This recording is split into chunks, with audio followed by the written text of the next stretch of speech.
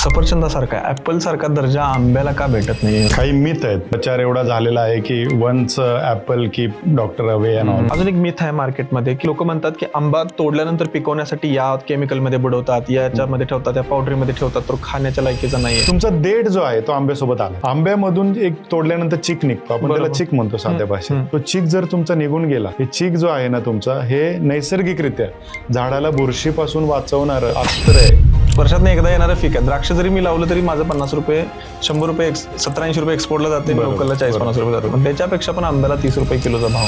तुमच्याकडून कोणीतरी 70-80 रुपये जास्तीत जास्तने घेतोय आणि तोच पुढे 150 रुपये 200 रुपयाने एक्सपोर्टला देतो. जसं शेतकरी जो आंबा बाग लावतोय त्याला हा एक उत्पन्नाचं साधन आहे की तो छाटणीच्या वेळेला त्याची काडी काढू शकतो. एक काडी अगदी 3 रुपयापासून ते 8 रुपयापर्यंत.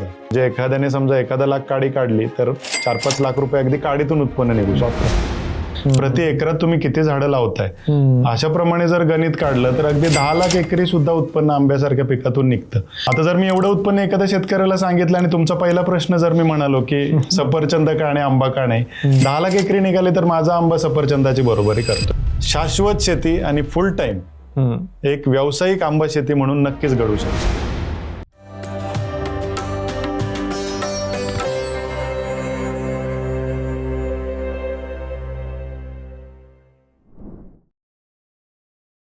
मित्रांनो, आजचा एपिसोड फार खास आहे. खास म्हणजे आंबा फळाचा राजा आहे, पण आंब्याला तेवढं लक्ष देत नाहीत लोक की आंब्याची शेती अशी केली पाहिजे, तशी केली पाहिजे. लोकांना एकच माहिती आहे की ट्रॅडिशनल होत आलंय, एवढ्यावर लावायचं, असं खत घालायचं, असं ड्रिप टाकायचं आणि अशा पद्धतीने करायची. आंब्यामध्ये झाड कसं पाहिजे, कलम कसं असतं, झाड सिलेक्शन कसं करायला पाहिजे, ते आणल्यानंतर कशा पद्धतीने लावायला पाहिजे आणि बेसिक चुका काय होतात शेतकऱ्यांच्या, हे सगळं आजच्या एपिसोडमध्ये तुम्हाला कळेल. फक्त एपिसोड तुम्ही पूर्ण बघा.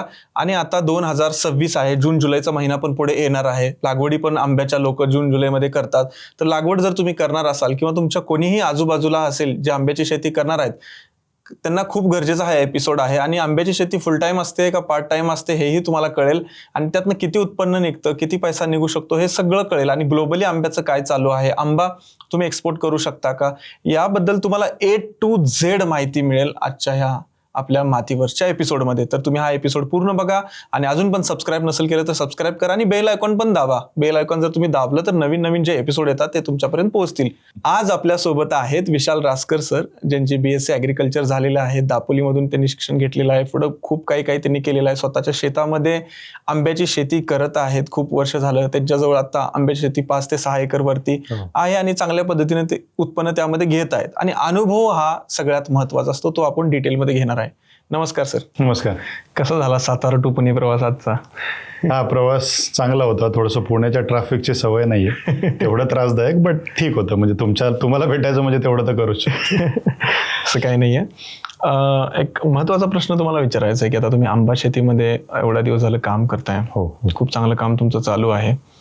तर सफरचंदासारखा ऍपल सारखा दर्जा आंब्याला का भेटत नाही? आंबा तर सिजनल आहे, सफरचंद बाहेरून येते कोणत्याही टाइमला, आणि आंबा तर आपल्या देशामध्ये खूप चांगला उगवला जातो, पण तेवढा दर्जा त्याला दिला जात नाही. म्हणजे नाही, काही मिथ आहेत. म्हणजे आपण म्हणतो की गैरसमज आहेत की एक सफरचंद खाल्ल्याने तुम्हाला डॉक्टरकडे जाण्याची गरज पडत नाही वगैरे. पण आंबा जर म्हटलं आपण तर आजही फळांचा राजा तोच आहे. बरोबर. आणि मार्केट जर त्याचं म्हणालं तर आंबा तसं पाहायला गेलं तर घराघरात आज खाल्ला जातो. बरोबर. आणि एक सीझनल फ्रूट आहे हे, म्हणजे तुमचं फक्त उन्हाळ्यातच येणारं फळपीक आहे. आणि उन्हाळ्यात जर तुम्ही बाजारात गेलात आणि तुम्हाला 4-5 फळं दिसली, अगदी तुम्हाला सफरचंद जरी दिसलं आंब्याच्या बाजूला, तरी तुमची पहिली पसंती आंब्याला असते. आता सफरचंदाचं कसं आहे, तो नॉर्थ इंडियामध्ये होतो, त्याचा जो ग्रोविंग एरिया आहे तो कमी आहे. त्याच्याबद्दल प्रचार एवढा झालेला आहे, चांगला आहे म्हणून प्रचार एवढा झालेला आहे की once apple keep doctor away and all. त्याच्यामुळे त्याची पब्लिसिटी तेवढी आहे असं म्हणायला हरकत नाही. पण आंबा पण, मला वाटतं आंबा हे एकमेव फळ असं आहे की ज्याच्यामध्ये घराघरात प्रक्रिया केली जाते. म्हणजे आजही तुम्हाला कच्चा आंबा पण कैरी म्हणून आवडतो, पिकलेला आंबा आपण चिरून खातो, किंवा अगदी आमरस तर बेस्ट. मग आपण म्हणतो की एकमेव फळ असं आहे की घराघरामध्ये ज्याच्यावरती प्रक्रिया होते आणि त्याला मागणी पण तेवढीच आहे. मागणी आहे, पण मी बघितलं जातं साधा केसर आंबा जर बघितला तर मी 2008 ला 350 रोपं लावली होती. हो. 2008 ला लावली मी, 2012 पासून त्याचं चांगलं उत्पन्न चालू झालं. 12, 13, 14, 15, 16, 17, 18 पर्यंत त्यात मी आंबा केला. बरोबर. 10 वर्ष. पण कधीच मला असं झालं नाही 100 रुपये प्लस किलोचा रेट भेटला किंवा चांगल्या डझनानं गेला. तो फार कमी 30 रुपये 20 रुपये येणार व्यापारी, 40 रुपये असं वर्षात एकदा येणारं पीक आहे. द्राक्ष जरी मी लावलं तरी माझं 50 रुपये 100 रुपये 70-80 रुपये एक्सपोर्टला जाते, लोकलला 40-50 रुपये जाते. पण त्याच्यापेक्षा पण आंब्याला 30 रुपये किलोचा भाव, हे कुठं गणित बसत नाही. मग नाही, आता कसं आहे त्याच्यामध्ये आमचा अभ्यास असं सांगतो की आंब्याला 40, 50, 60 रुपये हे लोकल जे व्यापारी येतात तुमच्याकडे ते तुम्हाला ठोकने तेवढा भाव देतात. आता आम्ही लोकल मार्केटलाही देऊन पाहिलं, त्याच्याबरोबर आम्ही एक्सपोर्टमध्ये सुद्धा देऊन पाहिलं आणि त्याच्या बरोबर पल्पिंगसाठी किंवा प्रोसेसिंगला सुद्धा देऊन पाहिलं. एक्सपोर्टचा आजचा सुद्धा दर एक्सपोर्टचा 180-200 रुपये किलो चालू आहे. फ्री या नॉर्मल काही चेक होत नाही. आता त्याच्यामध्ये कसं आहे, एक्सपोर्टमध्ये आपल्याला थोडंसं कॅटेगरायझेशन करायला लागतं. कारण आंब्यामध्ये जर आपण म्हटलं तर 2 गोष्टी आहेत. म्हणजे सर्वात पहिलं व्हरायटी. तर एक हापूस आहे ज्याच्यासाठी आपला महाराष्ट्र ओळखला जातो किंवा भारत ओळखला जातो, आणि दुसरा आहे केशर. आता जर एक्सपोर्ट मार्केट जर आपण म्हणालं तर 3 व्हरायटीज एक्सपोर्टमध्ये जास्तीत जास्त चालतात. पहिला हापूस, दुसरा केशर आणि तिसरा बेंगनपल्ली. बरोबर. बेंगनपल्ली येस, जो साऊथची व्हरायटी आहे बेंगनपल्ली. पण जेवढा हापूसला मागणी आहे आणि जेवढी केशरला मागणी आहे तेवढी मागणी बेंगनपल्लीला नाहीये, पण तो चालतो.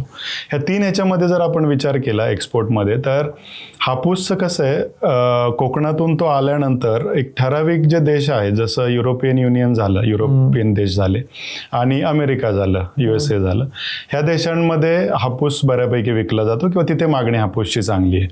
पण त्याच्या व्यतिरिक्त जे बाकी देश आहेत, अगदी तुमचा ऑस्ट्रेलिया झालं, जपान झालं, सौदी पूर्ण झालं, युनायटेड गल्फ कंट्रीज पूर्ण झालं, ह्याच्यामध्ये केशरला मागणी मोठ्या प्रमाणावरती आहे. आता प्रत्येक देशाचे नॉर्म्स वेगळे आहेत. जसं तुम्हाला अमेरिकेत जर आंबा पाठवायचं म्हटलं तर तुम्हाला गॅमा इरेडिएशन वगैरे कंपल्सरी आहे. म्हणजे फायटोसॅनिटेशनचे नॉर्म्स तुम्हाला फॉलो करायला लागतात. त्याच्याबरोबर तुम्ही जपान, ऑस्ट्रेलिया जर पाठवायचं म्हटलं तर हॉट वॉटर ट्रीटमेंट कंपल्सरी आहे. त्याच्यानंतर वेपर ट्रीटमेंट आहे काही देशांसाठी, युरोपियन युनियनसाठी वगैरे. पण हे 3-4 देश जर मी सोडले तर हा जो सौदीचा मोठं मार्केट जे आहे, ज्याच्यामध्ये जवळजवळ 15-18 देश आहेत, ह्याच्यामध्ये केसर जो मोठ्या प्रमाणावरती विकला जातो त्यांचे काही स्पेसिफिक नॉर्म्स नाहीयेत. बरं आहे. मग तुम्ही जर एक नॉर्मल रेसिड्यू फ्री म्हणून जरी दिलात तरी तुम्हाला तिथे मार्केट चांगलं भेटतं. अगदी जसं मी तुम्हाला आधी म्हणालो 180-200 रुपये किलो प्रमाणे आज सुद्धा एक्सपोर्टचा दर चालू आहे. किलोचा दर चालू आहे तेवढा. आता कसं होतं, मी जेव्हा 3ऱ्या-4थ्या वर्षी आमचं उत्पादन निघालं होतं तेव्हा मी तेवढी आयडिया नव्हती मार्केट बद्दल, तेवढं असं होतं का लोक मार्केटिंग पर्यंत पोहोचू शकत. अगदी बरोबर आहे. तेच मला सांगायचं होतं की तुम्ही ठोकणे देताय, तुमच्याकडून कोणीतरी 70-80 रुपये जास्तीत जास्तने घेतोय शेवट तेवढाच, आणि तोच पुढे 150 रुपये 200 रुपयाने एक्सपोर्टला देतोय. त्याच्यामध्ये कसं आता सगळाच माल एक्सपोर्टला जाईल असं नाहीये. क्वालिटी जेव्हा आम्ही एक्सपोर्ट करून बघितलं, तुमचा एक सरासरी 60% माल एक्सपोर्टला जातो. तेही साईजनुसार आहे. तुमचा 350 ग्रॅम 300-350 ग्रॅमच्या वरती असेल तर तुम्हाला एक्सपोर्टला युनिफॉर्म पाहिजे, एक साईज पाहिजे. म्हणजे आपण म्हणतो, समजा तुम्ही जर हार्वेस्टिंग करताय, आंबा काढताय तुमचा, तर एक सरासरी 60% आंबा तुमचा सुद्धा जर चांगली बाग असेल तर एक्सपोर्टला जाऊ शकतो. हो, कुठे नाही तर गल्फ कंट्रीत तर जाऊच शकतो जर तुम्हाला बाकीचे नॉर्म्स नाही फॉलो करायचे तर. आणि त्याच्याबरोबर 40% तुम्ही डोमेस्टिकला द्या, अगदी 60-70 रुपये जो काय तुम्हाला दर मिळेल. अगदी काही नाही म्हटलं तरी ऍव्हरेज तुमचं 150 रुपये किलोने निघून जातं. तेवढा जर रेट शेतकऱ्याला मिळाला 150 रुपये किलोचा, तर तो तुम्ही म्हणजे आपण जर प्रति झाड किती उत्पन्न निघणार आहे, प्रति एकरात तुम्ही किती झाडं लावताय, अशा प्रमाणे जर गणित काढलं तर अगदी 10 लाख एकरी सुद्धा उत्पन्न आंब्यासारख्या पिकातून निघतं. आता एवढं आणि आम्ही स्वतः ते काढून पाहिलेलं आहे. आता जर मी एवढं उत्पन्न एखाद्या शेतकऱ्याला सांगितलं आणि तुमचा पहिला प्रश्न जर मी म्हणालो की सफरचंद का नाही, आंबा का नाही, 10 लाख एकरी निघाले तर माझा आंबा सफरचंदाची बरोबरी करतोयच. पण ते लोकांना पटणार नाही 10 लाख रुपये म्हटल्यावर. अगदी बरोबर आहे. म्हणजे फक्त शेतकरी मार्केटिंग पर्यंत आपल्यासाठी पिकवणं फार सोपं आहे. म्हणजे काही लोक आता आंब्यामध्ये काम करतात, आम्ही आंब्यामध्ये काम करतोय, आम्ही शेतकऱ्यांना मार्गदर्शन करतो, पिकवण्यासाठी आम्ही मार्गदर्शन देतोय. पण एक्सपोर्टमध्ये किंवा मार्केटिंग कसं करावं ह्याच्यासाठी मार्गदर्शन शेतकऱ्यांना मिळत नाही किंवा शेतकरी तिथपर्यंत पोहोचत नाही. त्यामुळे आणि कसं होतं, थोडंसं एक रिस्क फॅक्टर आहे याच्यामध्ये. आजही तुम्ही बघा अवकाळीचा वातावरणाची रिस्क वातावरणाची रिस्क मोठी आहे. आज जेव्हा ठोकचा व्यापारी तुमच्याकडे येतो तो 3 आठवडे 1 महिना आधीच तुमच्या बागेत येतो, येऊन डन करतो. हो, तो तुमची बाग बघतो. आंब्याची साईज तुमची 150-200 ग्रॅमच्या आसपास असतानाच तो तुम्हाला ऍडव्हान्स देऊन जातो आणि त्यावेळेला तो ठरवून जातो. त्याचा एक ऍव्हरेज रेट असतो 60-70 रुपये किलोच्या हिशोबाने. बरोबर.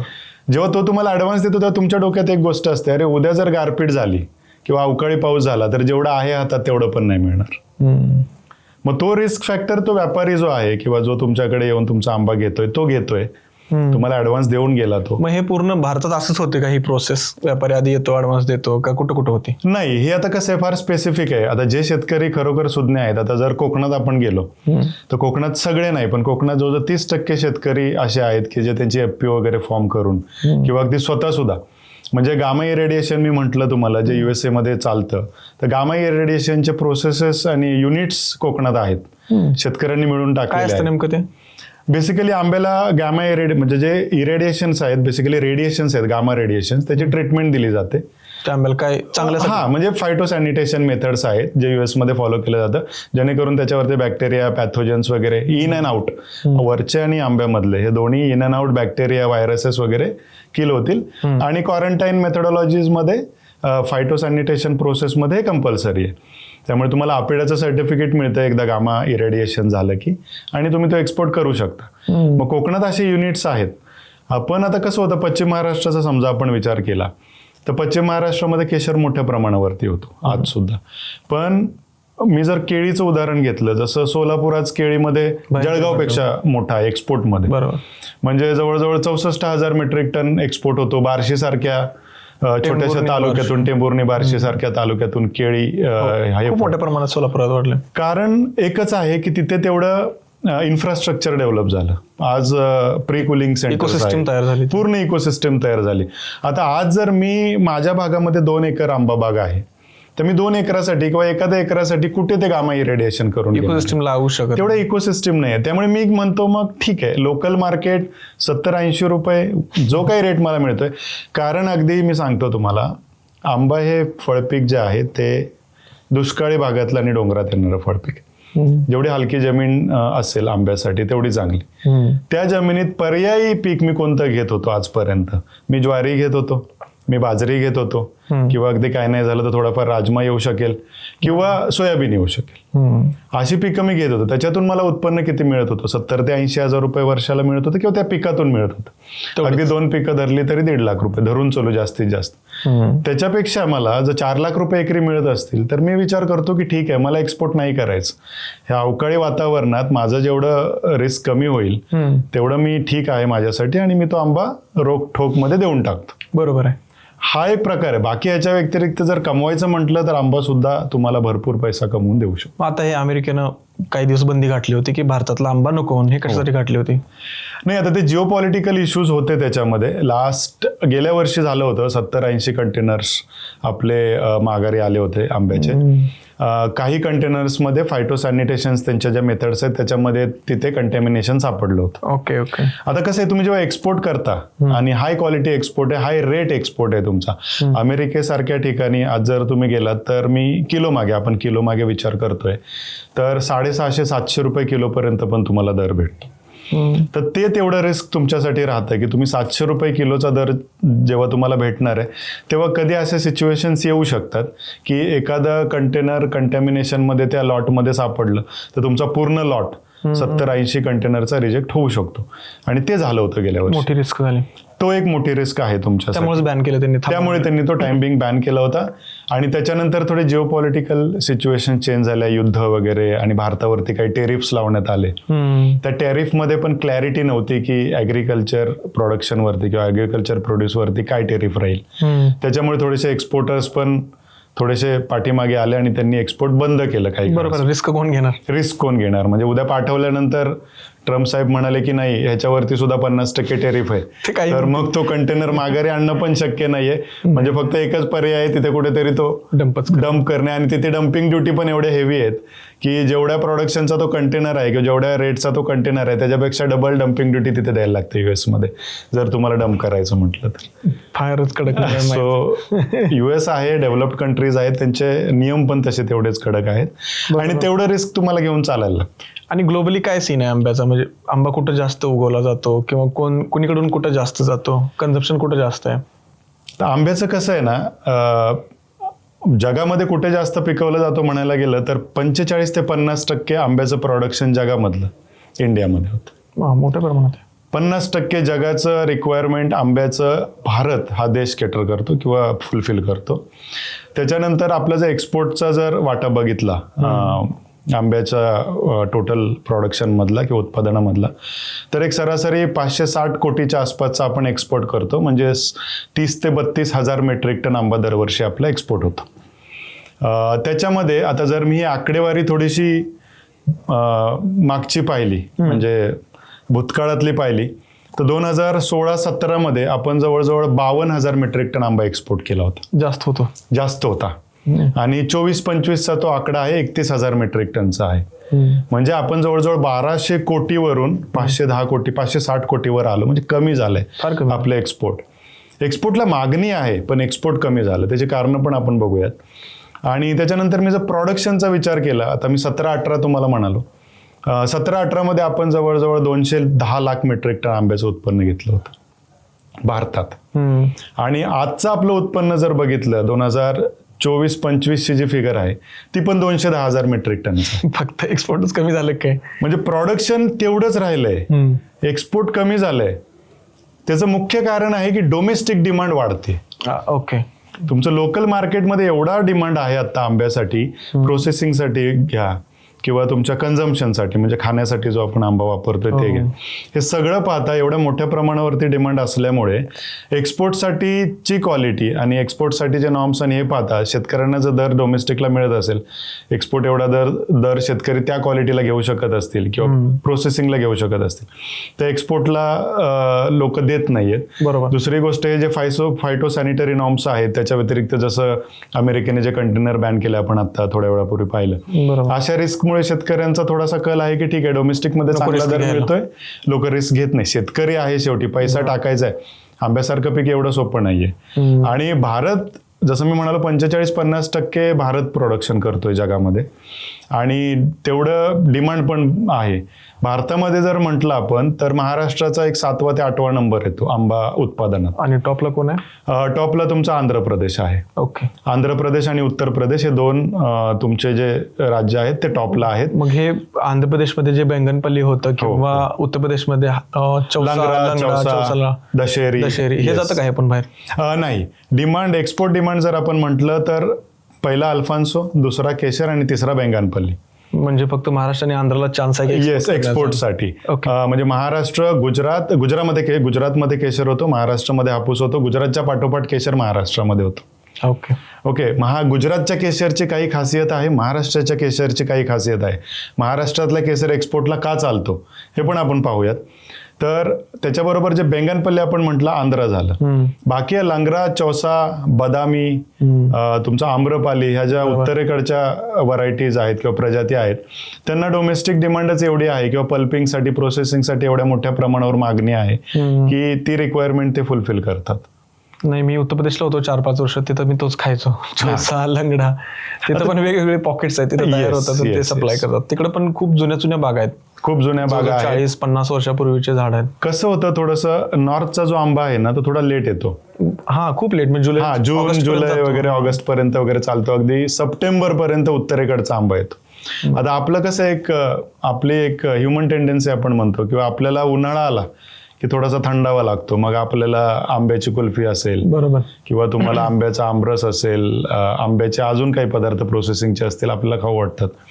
आणि ही जी सुरुवातीची जी मागणी आहे बाजारातली, ही तुमची लोकल मार्केटची जी मागणी आहे ती कोकणातला आंबा तुमचा फुलफिल करतो. म्हणजे जसा हापूस येतो, पण आता जसं आपण म्हणालो की हापूस जो आहे तो अगदी फेब्रुवारी पासून चालू होतो. म्हणजे फेब्रुवारीमध्ये आपण न्यूजपेपरला, वर्तमानपत्रात वगैरे वाचतो की 15,000 रुपये पेटी, 20,000 रुपये पेटी आली. केसरवाले शेतकरी म्हणतात अरे आमचा आंबा तर अजून 50 ग्रॅमचा पण नाहीये आणि हापूसची पेटी पण आली. तर खूप लवकर येतो त्यांचा. कारण कसं आहे, त्याला एक काही भौगोलिक कारण आहे. जसं कोकणात जो आहे तो पाऊस, परतीचा पाऊस नसतो कोकणामध्ये. कोकणामध्ये मान्सून असतो. म्हणजे जुलै ऑगस्ट पर्यंत कोकणातला जो पीक मान्सून आहे, म्हणजे सुरुवातीचा पाऊस तो संपतो. त्याच्यामुळे तिकडे मोहर लवकर येतो. ऑक्टोबरला येत असेल. ऑक्टोबरमध्ये त्यांचा मोहर धरतो. आणि पश्चिम महाराष्ट्र किंवा इतर जो पश्चिम महाराष्ट्र, तिथे मोहर चालू होतो तुमचा डिसेंबर जानेवारीमध्ये. आणि गुजरातचा मोहर चालू होतो तुमचा फेब्रुवारी मार्चमध्ये. आणि नॉर्थ जो आहे, उत्तरेकडचा जो भाग आहे, त्याच्यामध्ये अजून लेट असतो. थंडी संपल्यानंतर फेब्रुवारी मार्च एप्रिल पर्यंत वगैरे सुद्धा काही व्हरायटीज आहेत त्या मोहर घेतात, ज्यांचं पुढे पीक तुमचं अगदी सप्टेंबर पर्यंत वगैरे सुद्धा निघतं. तर त्यामुळे कोकणातला आंबा लवकर आल्यामुळे आणि एक्सपोर्टची मागणी सुरुवातीच्या आंब्यांना थोडी चांगली भेटते US मधून वगैरे, त्यामुळे त्यांना भाव पण चांगला भेटतो. पण आता शेवटी सगळाच आंबा एक्सपोर्टला जातो असं नाही ना. बरोबर. म्हणजे 30% कोकणातला आंबा एक्सपोर्टला जातो. त्याच्या व्यतिरिक्त बाकीचा डोमेस्टिक डिमांड आहे. कोकणातला आंबा जेव्हा डोमेस्टिक मार्केटमध्ये येतो त्यावेळेला तुमचा कर्नाटकाचा हापूस येतो, सरासरी मार्चमध्ये. बरोबर. देवगड हापूस, रत्नागिरी हापूस, काय फरक आहे का एकसारखेच आहे ते? देवगड आहे, रत्नागिरी नाही, कर्नाटक, भरपूर फरक आहे. तुम्ही हापूस जो खाता ह्या मार्केटमध्ये, तो हापूसचा जर तुम्ही वास घेतला तर अगदी नाकाजवळ आंबा घेतल्यानंतर किंवा नेल्यानंतरच तुम्हाला वास येणार. तो तुमचा कर्नाटक हापूस. तुमच्या घरी तुम्ही एखादा हापूस नेला, तो तुम्ही तुमच्या घराच्या खोलीच्या कोपऱ्यात ठेवलात, तुम्हाला खोलीभर वास येणार, तो तुमचा रत्नागिरीचा हापूस. आणि तुमच्या अख्ख्या घरभर आणि अगदी आजूबाजूच्यांना वास पसरणार, तो तुमचा देवगड हापूस. एवढा चांगला आहे. एवढा फरक पडतो. म्हणजे मी क्वालिटी असं नाही म्हणणार, पण भौगोलिक वातावरण, तिथली भौगोलिक रचना तशी आहे, त्याच्यामुळे आंबा तसा तयार होतो. अगदी बरोबर. देवगड जो आहे, देवगड तसं पाहिलं तर कातळ प्रदेश आहे, म्हणजे डोंगराळ भाग आहे देवगड. म्हणजे तो हाय प्लेट्यू झोन आपण म्हणतो, सह्याद्रीच्या वरचा भाग आहे थोडासा, आणि लाल कातळ जमीन आहे तिथे. तिथे पाहायला गेलं तर माती कमी आहे आणि तिथल्या ज्या लागवडी आहेत त्या अगदी डोंगरात आहेत. बघितलं मी. म्हणजे डोंगरामध्ये त्यांनी दगड फोडलाय अक्षरशः ब्लास्टिंग लावून, आणि त्याच्यामध्ये माती भरून हे आंब्याचं उत्पन्न घेतात. आज सुद्धा देवगडमध्ये एक आंबा लागवड करायचं म्हटलं तर पूर्ण खर्च 5,000 ते 6,000 रुपये येतो एका रोपाला. भरपूर देवगडमध्ये. कारण दगड फोडणं, त्याच्यामध्ये बाहेरून माती आणून भरणं, त्याच्यामध्ये आंबा लावणं, त्याला परत साईडने त्यांना एवढं स्ट्रगल आहे, एवढं स्ट्रगल आहे देवगड आंब्याला. आणि देवगड आंब्याला तेवढी किंमत पण आहे. कसं जातो साधारण तो किलोला? देवगड आंबा जवळजवळ म्हणजे 50-55% तो एक्सपोर्टला जातो, त्यामुळे त्यांना दर पण चांगला मिळतो, चांगले पैसे होत असतील. आणि सुरुवातीचा जसं आपण म्हणालो, देवगड आंबा जो लवकर हापूस तुमचा येतो तो जास्त करून देवगडचा आहे. कारण देवगडमध्ये कसं होतं, एकतर जमिनीमध्ये पाण्याची पातळी कमी आहे, तर हापूसच फक्त आहे, पण तो देवगडचा आहे. कारण जमिनीमध्ये पाण्याची पातळी कमी आहे, परतीचा पाऊस नाहीये. ऑगस्टमध्ये पाऊस संपल्यानंतर नैसर्गिकरित्या देवगडच्या आंब्याला ताण बसतो 1-2-3 महिन्याचा. बरोबर. आणि उंचावरती असल्यामुळे तिथे थोडंसं वातावरण लवकर थंड होतं आणि दमटपणा हवेमध्ये वाढतो. त्यामुळे देवगडचा हापूस लवकर मोहर येऊन लवकर तयार होतो. पाण्याची जमिनीत कमतरता असल्यामुळे त्याला गोडवा चांगला उतरतो, आणि उष्णता, वरची उष्णता लवकर वाढल्यामुळे कलर चांगला उतरतो. म्हणजे उष्णता आंब्यासाठी फार गरजेचे परिपक्व होण्यासाठी. बरोबर. म्हणून देवगडचा आंबा हा आपण म्हणतो रत्नागिरी देवगड हा सगळ्यात चांगला. त्याच्यानंतर रत्नागिरीचा आंबा सुद्धा सुंदर असतो, फक्त तो थोडासा लेट येतो. थोडासा गोडवा, त्याला गोडवा तेवढाच आहे, थोडा आपण म्हणू शकतो थोडा कमी, थोडा क्वालिटीसाठी थोडा 19-20 असं आपण म्हणू शकतो. आणि रत्नागिरी हापूसला सुद्धा म्हणजे सुरुवात जर देवगडने केली तर नंतरची जी एक्सपोर्टची डिमांड आहे ती रत्नागिरी हापूस खाऊन जातो. ओके. आणि आपल्याला जो मिळतो तो कर्नाटक हापूस आहे. पेपर चेंज करतात, महाराष्ट्राचे पेपर रॅपिंग करतात येतात, मी बघितले. म्हणजे कर्नाटक हापूस मध्येच तुम्हाला देवगड हापूसच्या पेटीमध्ये तुम्हाला कर्नाटक हापूस थोडक्यात मिळतो. आजही तुम्ही मुंबई पुण्यामध्ये गेला तर रस्त्यावरती बरेचसे स्टॉल तुम्हाला दिसतील हापूस आंब्याचे. हा, पण तो हापूस आंबा अगदी नाकाजवळ नेला तरी त्याला वास येत नाही. हा, तेच मला जाणवलं. म्हणून हे कसं काय? हा, म्हणजे तो कर्नाटक हा वेगळा भाग आहे, कारण कर्नाटकाचा म्हणजे तिथे असा कातळ किंवा दगड वगैरे तो प्रकार नाहीये. दमट वातावरण पण नाही. म्हणजे जर कोकणातली आर्द्रता आंबा परिपक्व होण्याच्या वेळेस जर 70-80% असेल, तर कर्नाटकमध्ये ती आर्द्रता 60-65%, 70% असते. ओके. हवेच्या आर्द्रतेचा प्रकार आहे तो. आर्द्रता कमी असल्यामुळे आणि थोडीशी जमिनीतला फरक जो आपण म्हणू शकतो, वातावरण आणि जमीन, त्यामुळे त्या आंब्याला तेवढा गोडवा पण नाहीये, तेवढी टेस्ट पण नाहीये, तेवढा वासही नाहीये. त्यामुळे तुम्हाला फक्त कमी दरातला हापूस खायला मिळतोय आणि एक मनाला समाधान मिळतंय की मी हापूस खाल्ला, म्हणून तो कर्नाटक हापूस आपल्या साध्या गरीब माणसासाठी चांगला आहे. एक महत्वाचा प्रश्न विचारतो की आंबा शेती ही फुल टाइम आहे का पार्ट टाइम आहे? आंबा शेती जर तुम्ही व्यवस्थित केलीत तर आंबा शेती फुल टाइम आहे. म्हणजे जो माणूस करतो त्यानं फुल टाइमच करायला पाहिजे. फुल टाइम करायला लागतं आंबा शेतीमध्ये. त्याच्यामध्ये मी थोडंसं 2 प्रकार सांगेन. जर तुम्ही पारंपरिक आंबा शेती करत असाल तर त्याच्यामध्ये तुम्हाला जास्त कष्ट नाहीयेत किंवा कमी कष्टामध्ये सुद्धा आंबा शेती येऊ शकते, कारण त्याला तेवढ्या प्रॅक्टिसेस आणि तेवढ्या मेथड्स फॉलो करायला लागतात. म्हणजे पारंपरिक आंबा शेती म्हणजे तुम्ही हायब्रिड व्हरायटीज लावताय, तुम्ही कलमी जातीच लावताय, पण त्या तुम्ही जास्त अंतरावर लावताय. अच्छा, अंतर म्हणजे जसं 10 बाय 10 मीटर वरती वगैरे लावताय किंवा 30 बाय 30 फूट 30 बाय 30 फूट झालं, ट्रॅडिशनल झालं, किंवा काही 8 बाय 8 मीटर वगैरे झालं. आजही तुम्ही तुमच्या भागात जुन्या बागा वगैरे बघितल्यात तर अगदी 25 बाय 25 फूट 30 बाय 30 फूट वगैरे आहेत. आणि हेच जर थोडंसं ऍडव्हान्स मेथड आपण जर बघितलं, नवीन टेक्नॉलॉजी किंवा नवीन लागवडीची पद्धत जी आता महाराष्ट्र आणि भारतभर घेतली जाते, ती इस्रायल जर्मन टेक्निक, जे आता सगळीकडे सगळेच लोक आज म्हणतात इस्रायल टेक्निक. तरी टेक्निक काय, हाय डेन्सिटी प्लांटेशन, किंवा त्याच्यामध्ये पण आता ultra high density plantation. Ultra पहिला आलं हाय डेन्सिटी प्लांटेशन, नंतर आलं अल्ट्रा हाय डेन्सिटी प्लांटेशन.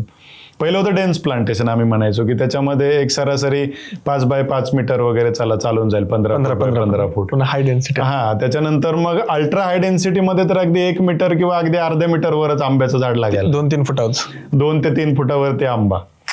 आता कसं आहे, आम्ही जेव्हा आंब्यामध्ये आलो तेव्हा मीही बरेच प्रयोग केलेले आहेत आंब्यामध्ये. म्हणजे माझ्याकडे 4 फुटावर सुद्धा बाग आहे, माझ्याकडे 8 फुटावर सुद्धा बाग आहे, माझ्याकडे 12 फुटावर पण बाग आहे. याच्यावर डिटेलवर येऊच आपण. पण तुमचं म्हणणं असं आहे की जर ट्रॅडिशनल जास्त अंतर नसेल तर तुम्हाला काही एवढं करायची गरज नाही, जॉब करत करत होऊ शकतं. हो. पण जर तुम्हाला हाय डेन्सिटी करायचं आणि चांगल्या पद्धतीने करायचं तर फुल टाइम करायला पाहिजे. आता अल्ट्रा हाय डेन्सिटीला तेवढे एफर्ट्स तुमचे वाढत जातील. तुम्ही जर नॉर्मल डेन्सिटी हाय डेन्सिटी करताय तर त्यालाही तेवढे एफर्ट्स नाहीयेत. अल्ट्रा हाय डेन्सिटीला खूप जास्त एफर्ट्स आहेत, कारण त्याला तुमचं मग खताचं नियोजन, फवारणीचं नियोजन, सगळ्यात महत्वाचं छाटणीचं नियोजन, कॅनोपी मेंटेन करणं. कारण जेव्हा तुमचं 3-4 फुटावरती झाड येतं तेव्हा तुम्हाला वर्षातून 1-2 वेळा छाटणी करावी लागते, आणि ती छाटणी सुद्धा तुम्हाला व्यवस्थित करणं गरजेचं आहे. अगदी तुम्ही कसंही छाटणी करून त्याच्यामध्ये होणार नाहीये तुम्हाला. त्यामुळे मग तुमचं पारंपरिक पद्धत, हाय डेन्सिटी प्लांटेशन आणि अल्ट्रा हाय डेन्सिटी प्लांटेशन, तुम्ही ठरवायचंय की आपल्याकडे वेळ किती आहे आणि त्यानुसार करायचं. आपल्याकडे पैसा पण योग्य आहे.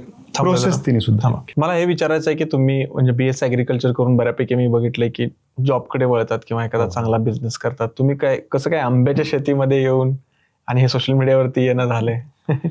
नाही, म्हणजे आम्ही जॉब केला नाही असं नाहीये. म्हणजे घरच्यांचं तेवढा दबाव, प्रेशर किंवा थोडंसं करिअर आणि ह्या सगळ्या गोष्टी. तर मी आधी BSc हॉर्टिकल्चर केलं कोकण कृषी विद्यापीठातून, दापोलीतून. आणि मूळ गाव तुमचं? मूळ गाव माझं कोरेगाव तालुक्यातलं आहे, नांदवळ, सातारा जिल्हा. येस, तिथे आपली वडिलोपार्जित जमीन वगैरे आहे. आमचा भाग तसा एकदम दुष्काळी भाग आहे. म्हणजे अगदी तुम्हाला जर माहिती असेल सातारा जिल्ह्यातला मानखटाव वगैरे तसाच हा उत्तर कोरेगावचा भाग आहे आमच्या. तर अगदी मुरमाड जमीन, डोंगराळ भाग, शेवटच्या 2-3 महिन्यात पाण्याचं पूर्ण दुर्भिक्ष उन्हाळ्यामध्ये. तर अशा याच्यामध्ये लहानपणापासून आम्ही शेती बघत आलोय की तिथे आपण जास्तीत जास्त काय घेऊ शकतो. तर पावसाळ्यातलं एखादं पीक म्हणजे घेवडा वगैरे किंवा सोयाबीन, आणि उन्हाळ्यातलं एखादं पीक म्हणजे ज्वारी. म्हणजे अगदी नगदी पीक म्हटलं तर घेवडा, ज्याच्यातून तुम्हाला 30-40 हजार रुपये उत्पन्न मिळेल एकरी, एवढंच. एवढं हे सगळं बघितल्यानंतर शेती हा आपला म्हणजे आपण आपल्या रक्तात होते असं म्हणायला हरकत नाही. आणि शेतीसाठी आवड म्हणून मग शेतीशास्त्रात किंवा ॲग्रिकल्चरला ॲडमिशन घेतलं.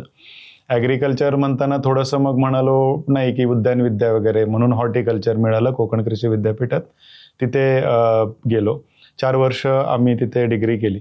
आता कोकण कृषी विद्यापीठात एखादा शिकलाय म्हणजे आंबा हे त्याच्या अगदी डोक्यामध्ये टाकलं जातं, की कारण तिथे मोठी शेती आंब्याची होते. त्यामुळे आणि मी त्यात हॉर्टिकल्चर केलेलं आहे, त्यामुळे आंब्यामध्ये आम्हाला बऱ्यापैकी सिलेबस आणि अभ्यास होता. त्याच्यानंतर मी ॲग्री बिझनेस मॅनेजमेंट केलं नियाम जयपूरमधून, जयपूर राजस्थानमधून.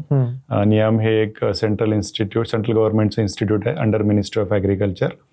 भारतामध्ये अशी 2च आहेत. तर तिथे ॲडमिशन मिळणं हे सुद्धा एक मोठं दिव्य असतं, एंट्रन्स एक्झाम आणि ते करून आम्ही तिथे ॲग्री बिझनेस केलं. त्याच्यानंतर काही काळ मी जॉब केला आहे प्रायव्हेट कंपनीजमध्ये, ॲग्री इनपुट्समध्ये वगैरे. त्याच्यानंतर घरी काहीतरी करायचं आहे, दुष्काळामध्ये एवढं डोक्यामध्ये होतं आणि थोडंसं मग अभ्यास सुरू केला की काय करता येईल बेस्ट, पीक पालट काय करता येईल, म्हणजे पारंपरिक पीक सोडून सगळी फळं बघितली. आमच्या भागामध्ये बऱ्याच ठिकाणी आता डाळिंबीचं उत्पन्न घेतलं जात होतं, म्हणजे 6-7 वर्षापूर्वीची गोष्ट आहे. जिथं पाणी कमी तिथं डाळिंब. पण त्याच्यानंतर तेल्याने उच्छाद मांडला डाळिंबामध्ये आणि डाळिंबाच्या बागा पण आमच्याकडे जवळजवळ संपलेल्या होत्या.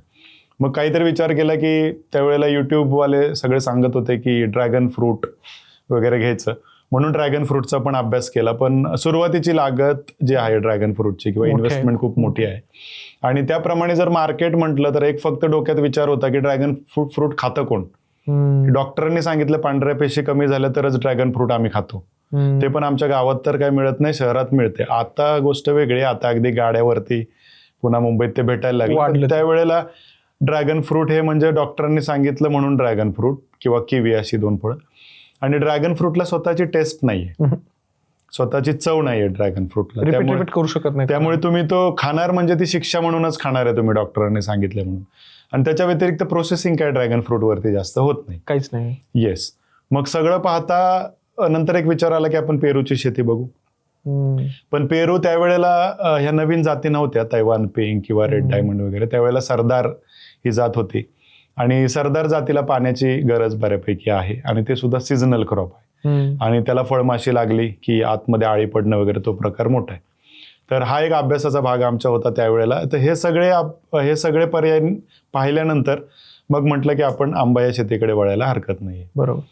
म्हणून मग आंबा शेतीचा अभ्यास सुरू केला आणि त्याच्यानंतर असं कळालं की पारंपरिक करण्यापेक्षा मग आपण हाय डेन्सिटी प्लांटेशन करू. म्हणून मग पहिली बाग 2020ला आम्ही 2019-20ला आम्ही 12x4 वरती लागवड केली.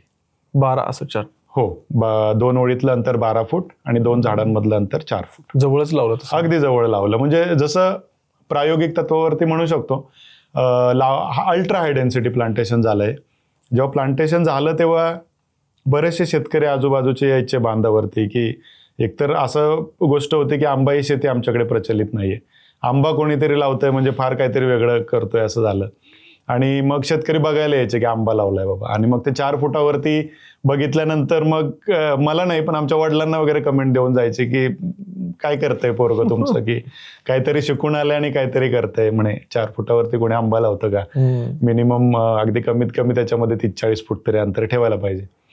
पण त्या सगळ्या ह्याच्यातून म्हटलं बघू काय सक्सेस होतंय किंवा काय भेटतंय आपण त्याच्यातून. म्हणून सगळं असं नाही, 1-1.5 एकराचं प्लॅन केलं होतं सुरुवातीला, जेणेकरून थोडासा कॉन्फिडन्स यावा, त्यामध्ये अभ्यास व्हावा वगैरे. बरोबर. आणि एक सरासरी 3ऱ्या वर्षी आपल्याला उत्पन्न त्याच्यापासून चालू झालं. 12-4 लावलेलं उत्पन्न? हो, 3ऱ्या वर्षी आपल्याला चालू झालं. आणि त्याच्यानंतर उत्पन्न जेव्हा मिळायला लागलं, पहिल्या वर्षी आपल्याला एक सरासरी 1 ते 1.5 लाख रुपये उत्पन्न मिळालं बागेतून एकरी. त्याच्यानंतर दुष्काळ पडला आमच्याकडे. एक 4थ्या वर्षी बागेच्या उत्पन्नाच्या. आणि दुष्काळ पडल्यानंतर अक्षरशः आम्हाला टँकरने पाणी घालायला लागलं बागेला. तर टँकरने पाणी घातल्यानंतर सुद्धा अगदी 2-2.25 लाखाचं उत्पन्न आपल्याला मिळालं. मस्त. हा. त्याच्यानंतर पाऊस पाणी व्यवस्थित होता. त्याच्या पुढच्या वर्षी गारपीट झाली. म्हणजे अगदी व्यापारी येऊन बघत होते बाग आणि 2-3 दिवसात 4-5 दिवसात आंब्याची काढणी होईल असा एक अंदाज होता. आणि संध्याकाळी 1 तास 2 तास गारपीट झाली. भरपूर. आणि त्यावेळेला झाडं छोटी होती, कॅनोपी छोटी असल्यामुळे फळं सगळी एक्सपोज होती बाहेर, म्हणजे फळं मोकळी होती बाहेर. इजा खूप झाली असेल. त्यामुळे गार जेव्हा फळावरती पडते तेव्हा फळं फुटतं डायरेक्टली किंवा त्याला डाग पडतात. असं नुकसान भरपूर झालं. मग त्यावेळेला तो आंबा आम्ही पूर्ण म्हणजे ज्या वेळेला आमचं उत्पन्नाचं गणित होतं की 3.5-4 लाख रुपये आपल्याला एकरी होतील, त्यावेळेला आंबा आम्ही एका लोणच्याच्या कंपनीला 30,000 रुपयांनी दिला सगळा, कारण फुटला होता तो. पण ही सुरुवातीच्या गोष्टी होत्या. त्याच्यानंतर जशी कॅनोपी वाढत गेली झाडाची आणि कॅनोपी वाढल्यामुळे उत्पन्न पण वाढत गेलं आणि त्याच्यानंतर अवकाळी पाऊस आणि त्याच्यानंतर आम्ही काय केलं होतं की जेव्हा सुरुवातीला आंबा बाग लावली तेव्हा कडेने बुटके नारळ लावले होते. काही एका साईडला आम्ही बुटके लावले होते, एका साईडला बाणावली लावली होती. बाणावलीची झाडं तोपर्यंत मोठी झाली बऱ्यापैकी, म्हणजे अगदी 18-19 फुटापर्यंत वगैरे. त्यामुळे जो हवेचा अवरोध तयार झाला बागेला, त्याच्यानंतर गारपीट, पाऊस किंवा हवा, त्याच्यामुळे बागेला पूर्ण संरक्षण भेटलं आणि बागेची पण कॅनोपी वाढल्यामुळे फळं आतून लागायला लागली बागेला. त्यामुळे फळांवरती त्याचा इफेक्ट नाही झाला. अल्ट्रा हाय डेन्सिटी किंवा अगदी हाय डेन्सिटी प्लांटेशनचा सगळ्यात मोठा फायदा हा आहे गारपिटीपासून. तुमच्या जो भागामध्ये म्हणजे आपल्या पश्चिम महाराष्ट्रामध्ये दुष्काळी भागामध्ये अवकाळी होतोच होतो. म्हणजे अगदी मार्च एप्रिल मे मध्ये एप्रिल मे मध्ये तुमच्याकडे एखादा गारपिटीचा पाऊस किंवा अगदी जोरदार वारं वगैरे होतच. तुम्ही जर पारंपरिक पद्धतीने आंबा लागवड जर करणार असाल तर त्याच्यामध्ये तुम्हाला या गारपिटीचा किंवा अवकाळीचा फटका फार मोठ्या प्रमाणावर. ओके. त्यामुळे तुम्हाला हाय डेन्सिटी प्लांटेशन तुमच्या ह्या भागामध्ये की जिथे अवकाळी वगैरे होतं तिथे फार फायदेशीर आहे आपल्याला. त्याच्यानंतर मग आम्हाला जे उत्पन्न वाढीव सुरुवात झाली, अगदी एकरी 5 लाख, 6 लाख, 7 लाखापर्यंत, अगदी 8 लाखापर्यंत आम्हाला एकरी उत्पन्न मिळतं 12/4 मध्ये. 12/4 मध्ये चांगलं गेलं मग. हो. आणि त्याच्यानंतर मग जसं मी तुम्हाला म्हणालो की एक 4 वर्षानंतर जेव्हा ही जर्नी संपली, म्हणजे अवकाळी संपली आणि अवकाळीचं वर्ष गेलं आणि त्याच्यानंतर उत्पन्न चांगलं झालं, झाडाची कॅनोपी चांगली झाली, त्याच्यानंतर मग एक विचार केला की चला अजून काही क्षेत्र आहे, आपण फळपिकाकडे अजून वळूया. तर मी आमच्या घरी चर्चा केली आणि म्हटलं की आपण पेरूची बाग लावू. तर आमच्या वडिलांनी सांगितलं नाही, आपण आंबाच लावायचा. आता दुसरं काही नाही. म्हणजे त्यांनाही तेवढा कॉन्फिडन्स आला. बरोबर. त्यांना उत्पन्न दिसायला लागलं. सगळ्यात महत्वाचं गावामध्ये भागामध्ये चर्चा सुरू झाली की काहीतरी वेगळं आहे आणि ह्याच्यामधून उत्पन्न चांगलं निघतंय. आणि कसं होतं आपल्या वडिलांसाठी बरं का, की जे त्या भागात राहिलेले आहेत, ज्यांनी तिथे दिवस घालवलेले, त्यांचं अख्खं आयुष्य तिथे गेले, त्यांच्यासाठी ही खूप अभिमानाची बाब होती की आम्ही काहीतरी वेगळं केलं आणि त्याच्यापासून आम्हाला उत्पन्न चांगलं मिळतंय आणि आम्हाला 4 लोक भेटायला येतात किंवा विचारतायत. बरोबर. तर त्या सिच्युएशन मध्ये वडिलांनी परत आम्ही मग घरी निर्णय घेतला की आंबाबाग. मग त्याच्यानंतर आम्ही आंबाबाग वाढवली. आता आमची लागवड आहे ती 12/8 फुटावर आहे. किती एकर आहे आता टोटल तुमच्याकडे? आता टोटल आपल्याकडे 5 ते 6 एकर आंबाबाग आहे. वेगवेगळ्या अंतरावरती मग आपण प्रयोग केलेले आहेत पुढे. मग हे प्रयोग करता करता शेतकरी यायला लागले, आपले जे सरकारी अधिकारी आहेत जिल्ह्यातले, तालुक्यातले, ते यायला लागले, ते बाग बघायला लागले. मग शेतकरी सहली यायला लागल्या की काय करायचं, कसं करायचं, काय करायचं. मग तिथून थोडंसं एक आपल्याला प्रकाश झोतात येण्याचं एक कारण मिळालं आणि थोडंसं मग आंबा शेतीमध्ये काम वाढत गेलं. आणि मग मला एक महत्वाचा प्रश्न सांगा की महाराष्ट्रामध्ये सगळीकडे आंबा येऊ शकतो का? नागपूर असेल, सगळं एरिया असेल, म्हणजे जास्त गरम हवेचा एरिया असेल किंवा मराठवाडा असेल, विदर्भ असेल, सगळी येऊ शकतो का? पश्चिम महाराष्ट्रात तर मी बघतोय आहेच. येस.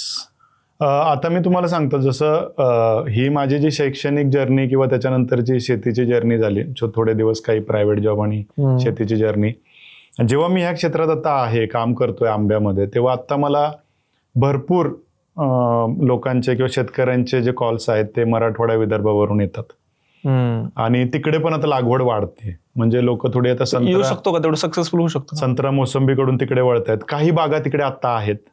आणि सांगायचं म्हणणं कसं आहे त्याच्यामध्ये की जो केसर आहे, आता पश्चिम महाराष्ट्र जर आपण म्हटलं तर केशर सक्सेसफुल आहे, चांगलं आहे. त्याच्यानंतर गुजरात हा तर केशरचा गड आहे. मला एक सांगू इच्छितो मी असं की केशर हा आंबा तसा मूळचा आपण म्हणतो गुजरातचा, कारण गुजरातने त्याचं GI मानांकन घेतलेलं आहे.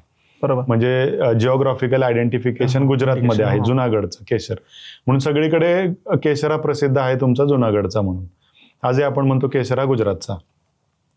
पण जर तुम्ही बीड किंवा मराठवाड्यामध्ये जर गेलात तर तुम्हाला जर खरा केशर पाहायचा असेल ना, मूळचा केशर, जे 40-50 वर्षापासूनच्या बागा आहेत, त्या केशरच्या बीडमध्ये तुम्हाला पाहायला मिळतील, मराठवाड्यामध्ये. म्हणजे तो ऑथेंटिक केशर आहे. त्याची चव गुजरातच्या केशरपेक्षा किंवा अगदी पश्चिम महाराष्ट्रातल्या केशरपेक्षा फार वेगळी आहे.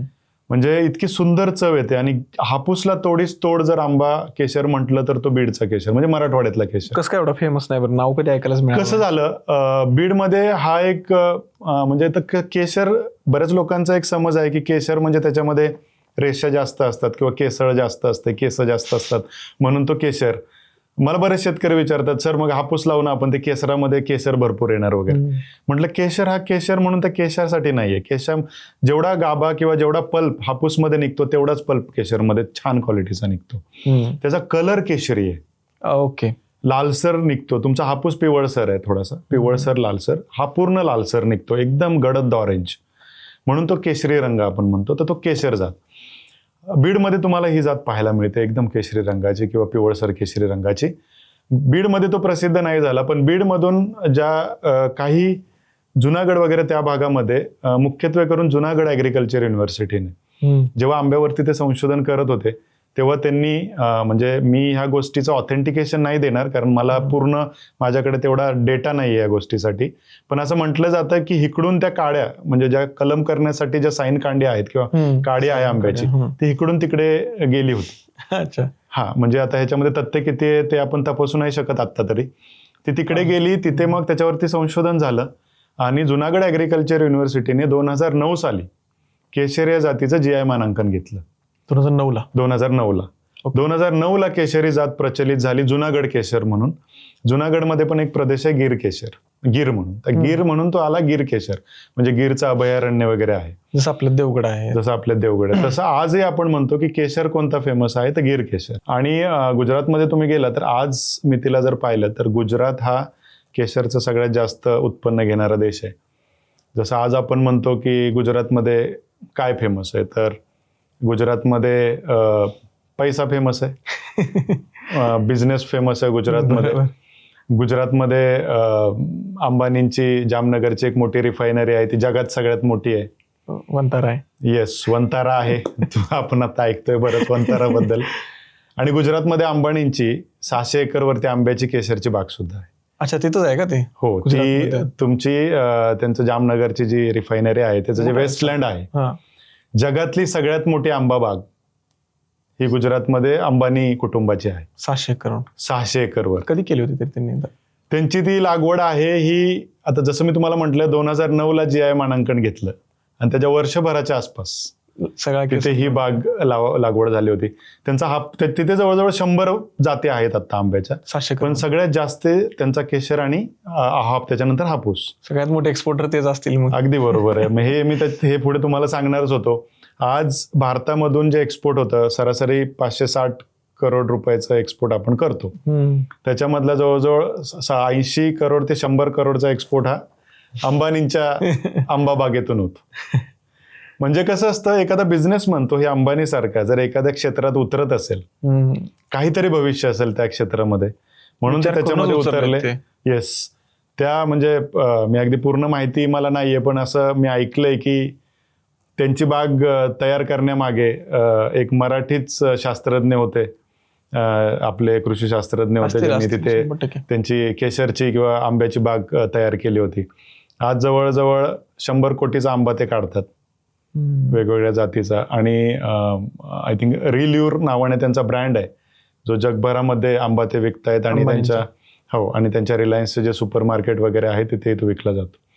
असं म्हटलं तर मग स्प्रेड अक्रॉस केशर, जुनागड किंवा गुजरात, आणि त्याच्यानंतर आपलं आणि गुजरातचं वातावरण काय अगदी फार वेगळं आहे असं नाहीये. म्हणजे पूर्ण महाराष्ट्रामध्ये केशर हा शेतकरी आपले करू शकतात. पूर्ण महाराष्ट्रामध्ये केशर जरी तो गुजरातचा असला तरी मला म्हणजे मी अगदी खात्रीने सांगतो तो आपल्या मराठवाड्यातला आहे मूळचा.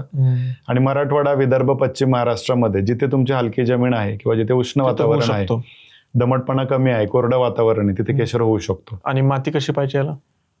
त्याला आंब्याला जास्त जड माती, म्हणजे जिथे पाण्याचा निचरा होत नाहीये, किंवा काळी माती आपण म्हणतो, चिकन माती म्हणतो, ब्लॅक कॉटन सॉइल म्हणतो, तिथे आंबा येत नाही असं मी म्हणणार नाही. आंबा हे फार स्टर्डी पीक आहे, म्हणजे येतं कुठेही येतं. पण आपण म्हणू शकतो की मला समजा 100% क्वालिटी मुरमाड जमिनीत मिळणार आहे, तर मला इकडे 80% मिळणार आहे. आंबा माझा मुरमाड जमिनीत लवकर तयार होतो, काळ्या जमिनीत तयार व्हायला थोडा वेळ लागतो. जमीन सगळ्या चालतील. जमीन चालण्यामध्ये एक सगळ्यात मोठा फॅक्टर आहे. तो मी शेतकऱ्यांना नेहमी सांगतो, पण शेतकऱ्यांना तो बरेच वेळेला पटत नाही. तुमच्या जमिनीमध्ये जर कॅल्शियम कार्बोनेटचं प्रमाण जास्त असेल ओके, तर ते आंब्याला चालत नाही. किती टक्केपर्यंत चालतं? 5 ते 6% जर तुमचा कॅल्शियम कार्बोनेट असेल तर आंब्यासाठी सुटेबल आहे. आणि पीएच म्हणजे जमिनीचा जो आपण सामू म्हणतो, तो एक सरासरी तुमचा 6.5 ते 8 पर्यंत हा सुटेबल आहे. म्हणजे ज्याचा कॅल्शियम जास्त आहे त्याच्यासाठी काही सेपरेट रूट स्टॉक वगैरे भेटत नाही का? आता कॅल्शियम पेक्षा कसं होतं, कॅल्शियम पेक्षा कॅल्शियम कार्बोनेट म्हणजे आपण मराठीत चुनखड म्हणतो. बरोबर. कॅल्शियम हे हानिकारक आहे. येस, कॅल्शियम असणं वेगळं. आता कसं आहे, चुनखडीमध्ये पण कसं आहे, आता चिक्कू सारख्या पिकाला अगदी 14-15% पर्यंत चुनखड असेल तरी काही फरक नाही पडत. पेरूला तुम्हाला 7-8% चुनखड गेलं तरी काही फरक नाही पडत, म्हणजे ते व्यवस्थित तुमचं येऊ शकतं. आंबा थोडासा सेन्सिटिव्ह आहे या बाबतीत. कारण पण त्याचं मी देतो, थोडंसं टेक्निकल आहे.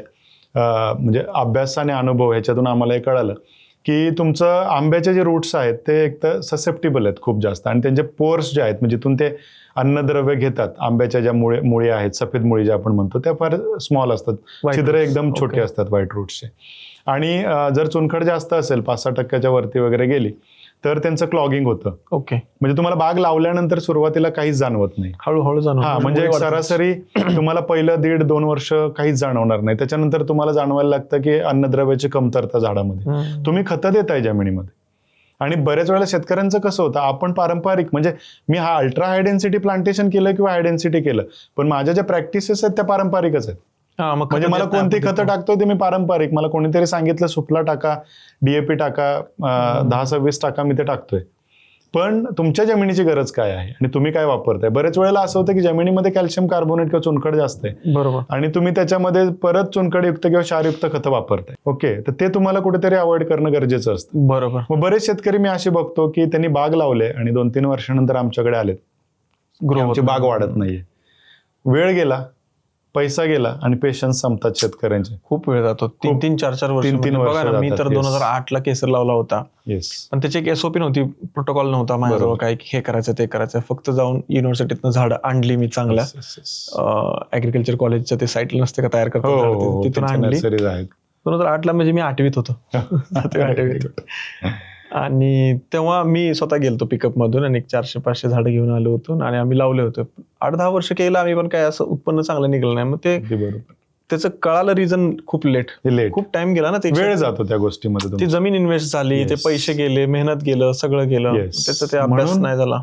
आंबा शेती सगळ्यांना जमते असं नाही, मी तेही सांगतो शेतकऱ्यांना मी आजपर्यंत माझ्याकडे जेवढे शेतकरी सल्ल्यासाठी येतात, नवीन ज्यांना आंबा बाग लावायचे, मी एकही शेतकऱ्याला माती परीक्षण केल्याशिवाय किंवा त्यांचा रिपोर्ट बघितल्याशिवाय मी सल्ला देत नाही. द्यायलाच नाही पाहिजे, मातीची टेस्टिंग घेऊन या. माझ्याकडे बरेच शेतकरी असे आहेत की सर तुम्ही मुद्दाम आम्हाला सांगत नाही की तुम्हाला सल्ला द्यायचा नाहीये, तुम्ही काहीतरी कारण शोधताय. चुकीचं आहे. माझ्याकडे कारण तुमच्या फायद्याचं आहे.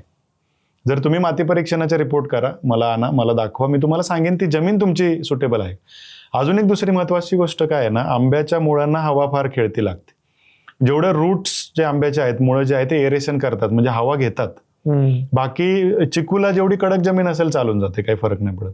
आंब्याला जेवढी भुसभुशीत आणि हलकी जमीन आहे तेवढा आंबा फार चांगला वाटतो. आंब्याला जर रिपिंग वगैरे केलं तर रिपिंग आहे तुमचं, तुम्हाला रूट प्रुनिंग जे आपण म्हणतो, जर हा कन्सेप्ट तुम्हाला हॉर्टिकल्चर ऍग्रिकल्चर मध्ये येतो, रूट प्रुनिंग म्हणजे जसं तुम्ही झाडाचं प्रुनिंग करता किंवा छाटणी करता, तशी मुळाची छाटणी पण होणं गरजेचं आहे. आज संत्रा मोसंबीमध्ये रूट प्रुनिंग केलं जातं आणि त्याचे इफेक्ट फार चांगले आहेत प्रोडक्शनसाठी.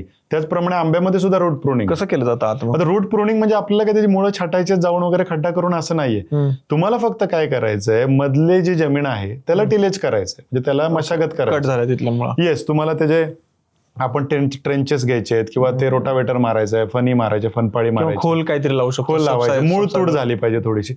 जशी मूळतूट होईल, आता आम्ही कसं त्याच्यामध्ये काही प्रॅक्टिसेस आहेत, जे तुम्ही सुरुवातीला बेसल डोस देता आंब्याला, त्या बेसल डोस मध्ये तुम्ही हाय डेन्सिटी प्लांटेशन मध्ये मोठी तुम्ही एक चारी करता मध्ये, त्या चारीमध्ये मुळं मोकळी होतात आंब्याची, म्हणजे रूट तुटतात, मूळ तुट होते, आणि त्याच्यामध्ये तुम्ही खताचा डोस देता, सेंद्रिय खत असेल किंवा तुमचा बेसल डोस जो आहे तो. त्याच्यानंतर जी तुम्हाला ग्रोथ, कॅनोपी आणि फुटवा वगैरे मिळतो तो अप्रतिम मिळतो. म्हणजे एरेशन रूटसाठी आंब्याच्या फार महत्वाचं आहे. म्हणून म्हटलं जातं की हलकी जमीन वापरा, भुसभुशीत पाहिजे. भुसभुशीत जमीन असावी. किंवा काळी जमीन वापरत असाल, एकदम चिकन माती आहे तर थोडंसं मग त्याच्यामध्ये पालापाचोळा, सेंद्रिय कर्ब वाढवा, थोडंसं खत घ्या, हिरवळीचं खत लावा बरोबर. आणि नंतर त्या जमिनीत तुम्ही आंबा लावा. म्हणजे सईड जे तुम्ही आता सांगताय हे सईड लागू होते का? म्हणजे कोकण असेल, महाराष्ट्रातला कोणताही एरिया असेल, आता या सगळ्या एरियासाठी मला सांगा की लागवडीचं अंतर किती हवं? नाही तर कोकणात कसं आहे, कोकणामध्ये आतापर्यंत पारंपरिक आंबा आहे. म्हणजे कोकणाचा सगळ्यात महत्वाचा जिओग्राफिकल प्रॉब्लेम असा आहे की तिथे डोंगराळ जमीन आहे. म्हणजे सखल भाग फार कमी आहे कोकणात. ते सह्याद्रीवरती शेती आहे त्यांची. त्यामुळे डोंगर उतारावरती जेव्हा आंबा लागवड होते तेव्हा ती तुम्हाला अगदी चारी करून वगैरे किंवा हाय डेन्सिटी प्लांटेशन करणं थोडंसं अवघड आहे. दुसरी गोष्ट, हापूस जो आहे तुमचा तो पारंपरिक पद्धतीने कोकणामध्ये ग्रो केला जातो. म्हणजे अगदी झाड त्यांचं 25 फूट, 30 फूट, 40 फूट मोठं वाढतं. बागा त्यांच्या 30-30, 40-40, 50-50 वर्ष ते टिकवतात पारंपरिक पद्धतीने. जेवढी कॅनोपी तेवढं उत्पन्न त्यांना मिळतं. त्यामुळे मग कोकणामध्ये जी पारंपरिक पद्धत आतापर्यंत फॉलो केली जाते त्याच्यामध्ये त्यांना काही दुष्परिणाम आता दिसत आहेत. म्हणजे कल्टरचा वापर असेल किंवा पारंपरिक शेतीमध्ये झाडांमधलं अंतर जास्त असल्यामुळे जेव्हा झाडांचं वय होते, आता 50 वर्षाची एखादी बाग झाली, परत ती ग्रो करणं त्याला तेवढा वेळ जाणार आहे. बरोबर आहे. आयुष्य कमी होते. आयुष्य कमी होते. पॅक्लाब्युट्राझोल ना? हा, पॅक्लाब्युट्राझोलमुळे झालं किंवा प्रत्येक झाडाला एक त्याचं आयुष्यमान आहे. 50-60 वर्ष वगैरे, 40-50 वर्ष झाल्यानंतर आंब्याला त्याचं एक वय आहे. त्याच्यानंतर आंब्याला बांडगुळ येणं किंवा खोडकिडा येणं, भिरूड येणं किंवा पॅक्लाब्युट्राझोलमुळे, कल्टरमुळे लाईफ कमी होणं, हे सगळे प्रकार कोकणात चालू आहेत. आणि कोकणात आता ज्यांची सखल जमीन आहे, माझ्याकडे भरपूर शेतकरी आहेत कोकणातले की जे कोकणात सुद्धा आता हाय डेन्सिटी प्लांटेशन करतायत. अच्छा, किती 12-4 वरती? नाही, 12-4 वरती असं नाही. मी त्यांना 12-4 सजेस्ट नाही करत कोकणासाठी, कारण त्यांची एकतर डेन्स उतारावरची जमीन आहे. बरोबर. आणि कसं होतं, 12-4 वर तुमचं जर फार्मिंग असेल तर नैसर्गिकरित्या झाडं जवळ आहेत, झाडाला अन्नद्रव्य पण भरपूर लागणार आहे. येस, तुमच्या जमिनीची कॅपॅसिटी लिमिटेड असणार आहे. बरोबर. म्हणजे तुम्हाला वरून खत देणं किंवा अन्नद्रव्य देण्याची गरज पडणार आहे. कोकणामध्ये डोंगर उतारावरती एवढं शक्य होत नाही. म्हणून आम्ही कोकणात सांगतो की तुम्हाला हाय डेन्सिटी करायचं, तुमचा उतार चेक करा. तुमचं जर थोडाफार उतार असेल, सकल जमीन असेल आणि ड्रीप इरिगेशन जर तुम्ही करू शकत असाल, येस, कोकणात ड्रीप इरिगेशन प्रचलित नाहीये. नाही, ते नॉर्मल लावून देतात आणि सोडून देतात. पारंपरिक शेती आहे कोकणामध्ये, डोंगर उतारावरती. अगदी बरोबर. मग जर तुम्ही ह्या ऍडव्हान्स टेक्निक वापरणार असाल कोकणामध्ये तर तुम्हाला हाय डेन्सिटी प्लांटेशन शक्य होऊ शकतं. आणि बाकीच्या एरियाने जर कसं करायचं, मराठवाडा असेल, पश्चिम महाराष्ट्र असेल, विदर्भ असेल, यांनी आयडियल तुम्हाला किती अंतर ठेवावं असं वाटते? आता आम्ही सजेस्ट करतो की तुम्ही 12x8 ठेवा. किंवा तुम्ही म्हणजे त्याच्यामध्ये पण आम्ही थोडंसं टेक्निकली जातो की तुमच्याकडे छोटा ट्रॅक्टर असेल की ज्याच्यात तुम्हाला आंतरमशागत करायचंय, तुम्हाला पहिले 2-3 वर्ष आंतरपीक घ्यायचंय, तर तुम्ही 12 फूट वगैरे 2 ओळीतलं अंतर ठेवा. तुमच्याकडे मोठा ट्रॅक्टर आहे आंतरमशागतीसाठी वगैरे तर 14 फूट वगैरे ठेवा किंवा 15 फूट ठेवा. त्याच्या 2 झाडांमधलं जे अंतर आहे ते अगदी 3 फूट, 4 फूट, 5 फूट वगैरे. आता भरपूर युट्यूब वरती लोक सांगतात की एवढं ठेवा वगैरे. आम्ही सांगतो की 8 फूट ठेवा, झाड टू झाड. हा, 2 झाडांमधलं अंतर एक 8 फूट तरी ठेवा तुम्ही. 12 फूट. लाईन टू लाईन 12, 14, 15 12 आणि 8 फुटावरती जर तुम्ही लागवड केली तर 450 झाडं एकरी बसतात. अच्छा, 450 बसतील. हो. ओके. 14-6 वरती केली तरी तुमची 450 झाडं बसतात. 14-8 वर वगैरे जर केली तर तुमची 300-350 झाडं बसतात एकरी. हे गणित आहे, अगदी सरळ गणित. 12-8 वरती तुम्ही म्हणताय, ठीक आहे, एक ठीक राहील. आणि जेव्हा आपण सगळ्यात महत्वाचं काय आहे की भारतामध्ये मी बघितलंय की जे झाडं असतात ना ते ऑथेंटिक सर्टिफाईड नाही ते भेटत. समजा मला केसर पाहिजे तर त्याला रूट स्टॉक कोणता असतो, आणि केसर जे लोक घेतात आणि केसर आहेत म्हणतात सायनकाडी वरची जे ग्राफ्ट केली जाते त्याला सायनकाडी म्हणतात. मग ते रूट स्टॉक आणि वरचं जे आपण ग्राफ्ट करतो तर हे कुठून घ्यायचं एक्झॅक्टली की जे योग्य आहे? आता कसं आहे, प्लांटिंग मटेरियलमध्ये म्हणजे आंब्यामध्ये इन स्पेसिफिक जर आपण बघितलं तर कोय कलम केलं जातं. ग्राफ्ट जे आपण म्हणतो, ग्राफ्टिंग केलं जातं, कोय कलम म्हणतात त्याला. कोय कलम म्हणजे आंब्याच्या कोईवरती, आंब्याची जी कोय आहे, कोयचं एक रोप तयार केलं जातं, रूट स्टॉक आपण जो म्हणतो. आंबा आपण खातो, वाळलेली कोय असते, त्या कोयपासून जमिनीमध्ये लावलं जातं, एक रोप तयार केलं जातं, त्याला म्हणतात रूट स्टॉक. ओके. त्या रूट स्टॉक वरती आपण काडी बांधतो किंवा कांडी बांधतो, त्याला म्हणतात साईन कांडी. म्हणजे एखाद्या चांगल्या झाडाचं कटिंग करून घेतो. एक चांगली व्हरायटी असेल तुमच्याकडे, एखादं चांगलं झाड असेल, तुम्हाला माहिती आहे फळ चांगलं आहे किंवा ऑथेंटिक एक केशर आहे, हापूस आहे, जो कोणता आहे, त्याची आपण एक परिपक्व काडी काढायची आणि त्याचं कोयवरती कलम बांधायचं, त्याला आपण म्हणतो कोय कलम. ओके. कोय कलम किंवा यामध्ये काही गॅरंटी नाही की ते डिसीज फ्री असेल, व्हायरस फ्री असेल? काहीच नाहीये. आता मी त्या विषयावरती अजून येणार आहे, कारण सगळ्यात जास्त प्रॉब्लेम जर आंबा शेतीमध्ये, म्हणजे मी तर म्हणेन सगळ्याच फळ पिकांमध्ये सगळ्यात जास्त प्रॉब्लेम कोणता असेल तर प्लांटिंग मटेरियलचा. कारण कोणतीही फळशेती ही पेशन्स आहे, म्हणजे तुम्हाला खूप वेळ द्यायला लागतो, पैसा जातो, त्याच्यानंतर तुम्ही 2 वर्ष 3 वर्ष वाट पाहता, त्याच्यानंतर तुम्हाला कळतं की आमचं झाड चुकीचं आहे. माझं झालं तसं. येस. मग मला सांगा, आता तुमच्या ज्याच्याकडे एखादा सेकंडरी इन्कम सोर्स आहे, म्हणजे एक बाहेरचं काही उत्पन्न वगैरे असेल किंवा एखादा नोकरदार असेल, त्याला ठीक आहे की त्याला ती झळ तो सोसू शकतो. पण एखादा शेतकरी आहे, त्याने आपल्या शेतीतून पैसा काढून आंबा शेतीकडे तो वळलाय आणि 2-3 वर्ष तो वाट पाहायलाही तयार झालाय, एवढे इन्व्हेस्टमेंट करून, पेशन्स ठेवून. त्याच्यानंतर त्याला कळतं की मी केशर लावायचा होता, पण मी कोणता तरी वेगळीच जात निघाली आहे, वेगळंच काहीतरी डिझाईन. येस. किंवा म्हणजे ते आपण म्हणतो ना की म्हणजे बनवायचा होता गणपती झाला मारुती वगैरे, आपल्या मराठीत म्हणे. तसं येते की लावला केशर आणि निघाला राजापुरी, किंवा लावला केशर आणि निघाली कुठली तरी साऊथचीच व्हरायटी. बरोबर. बरेच वेळेला असं होतं की एखादी गाडी येते आपल्या गावात की आम्ही आंब्याची रोपं विकतोय, आंब्याची झाडं विकतोय, नारळाची झाडं विकतोय. म्हणजे मी पण त्यातला आहे. मी पण, आमच्या आई वडिलांनी पण आधी आंब्याची झाडं घेतलेली होती की हा तोतापुरी आहे, हा पायरी आहे, हा हापूस आहे. मला आजपर्यंत कळलं नाही एवढा अभ्यास केल्यानंतरही की त्या व्हरायटी कोणत्या आहेत. आंबे येत आहेत त्याला, पण आम्ही नीलम, हापूस, रत्ना म्हणून घेतलं होतं, पण त्याला रायवळ आंबे आहेत, म्हणजे गावठी वगैरे आहेत. रायवळच म्हणतो, रायवळ म्हणतो आपण त्याला. तर हे कोय कलम जेव्हा आपण बनवतो, त्या कोय कलम वरती जी वरची काडी आहे, रूट स्टॉक, त्या काडीचे गुणधर्म तुमच्या झाडामध्ये येणार आहेत. आता ह्याच्यामध्ये शेतकऱ्यांकडे थोडंसं अज्ञान आहे. शेतकऱ्यामध्ये तुमचा रूट स्टॉक कोणता आहे, चांगला आहे का रोपं घेताना वगैरे. तुम्हाला रूट स्टॉक नाही विचारायचं, रूट स्टॉक कॉमनच आहे. रूट स्टॉक कॉमन आहे. फक्त तुम्हाला साईन काडी विचारायचं. मातृ वृक्ष जो आपण म्हणतो, तो साईन कांडी, जी वरची काडी जी लावलेली आहे, म्हणजे तुमचं जे कलम असं कुठल्या झाडाचं आहे, कुठल्या झाडाचे, ही काडी कुठली आहे ते महत्वाचं आहे. कारण त्या काडीचे गुणधर्म तुमच्या झाडात येणार. कलम द्राक्षासारखंच होतं का ह्याला पण? कलम, ह्याला कोय कलम जे आपण म्हणतो, ते कोयचं रोप पहिलं तयार केलं जातं, त्याला कलम बांधलं जातं, नंतर ते पिशवीत लावलं जातं.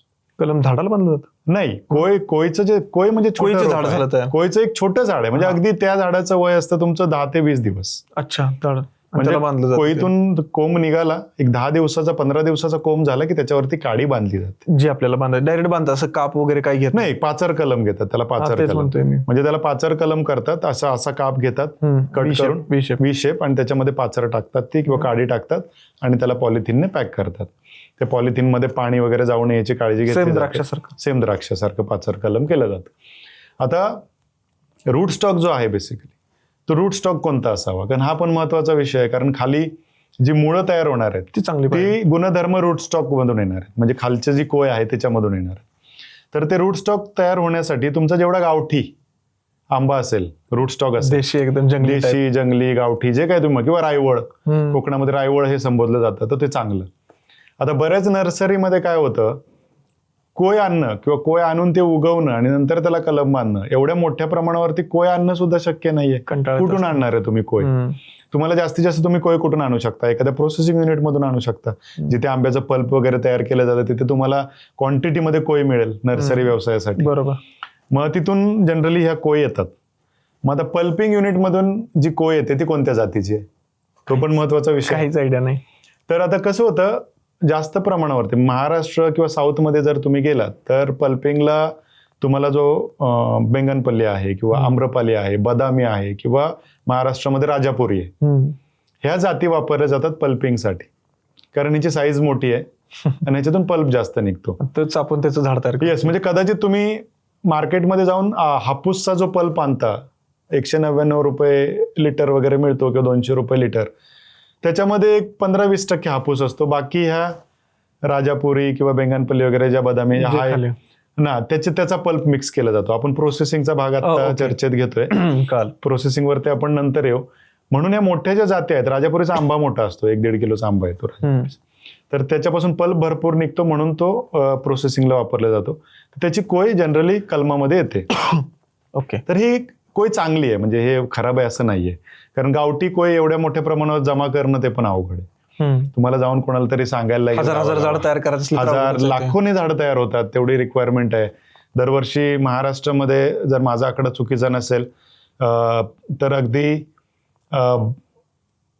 म्हणजे 500-550 एकरची लागवड दरवर्षी होते आंब्याची. हे ऑन रेकॉर्ड आहे. त्याच्यामध्ये ती सक्सेस किती होते याच्यावरती मी नंतर येईल. ऑन रेकॉर्ड म्हणजे कारण ह्याला अनुदान वगैरे मिळतं, त्यामुळे रेकॉर्डवरती ते येते. म्हणजे एवढ्या बागांना अनुदान मिळालं असं आपण म्हणू शकतो. तर जेव्हा कोय कलम तयार होतं तेव्हा खाली ही राजापुरीची कोय वगैरे वापरली जाते. सगळ्यात महत्वाचं याच्यामध्ये आहे तुमची साईन कांडी, जी काडी कोणती वापरली जाते. काडी जर तुमची चांगल्या गुणधर्माची असेल, चांगल्या आंब्याची असेल. कोणत्या महिन्यात करतात ती प्रोसेस? आता हे जी कलम जे बांधलं जातं एक सरासरी मे जून मध्ये बांधलं जातं तुमचं. ओके. तर मे जून मध्ये पण का बांधलं जातं? कारण मे मध्ये बऱ्यापैकी मोठ्या आंब्यांच्या बागाच्या छाटण्या होतात आणि छाटणीमध्ये तुम्हाला काडी मिळते.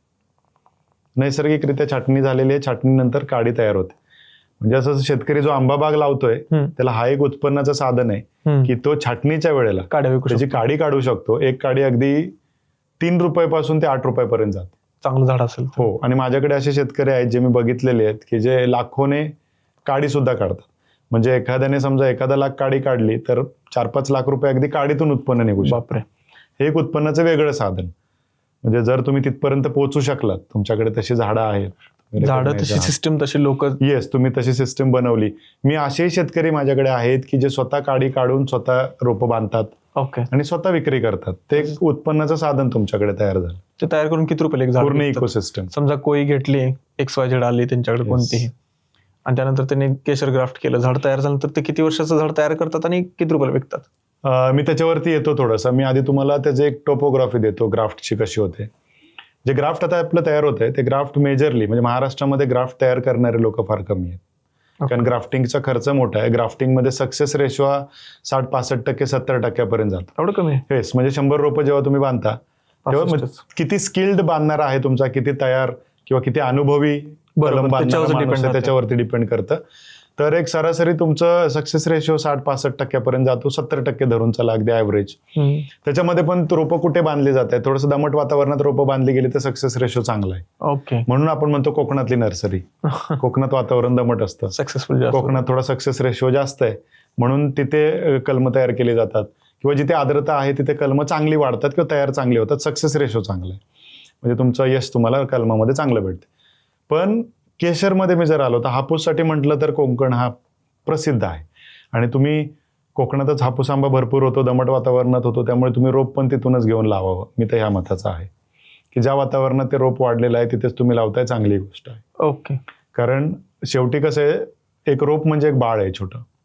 ते बाळ तुम्ही एखाद्या वातावरणात नवीन घेऊन जाताय, त्या एखाद्या एन्व्हायरमेंट वेगळे आहे, तुमची जमीन वेगळी, सॉइल वेगळी, रिस्क आहे. ते झाड छोटं बाळ ते तानावरती असतं, म्हणजे थोडंसं स्ट्रेसमध्ये असतं. त्याला अडॉप्ट होईपर्यंत म्हणजे थोडं तिथे स्थावर होईपर्यंत थोडा वेळ जातो.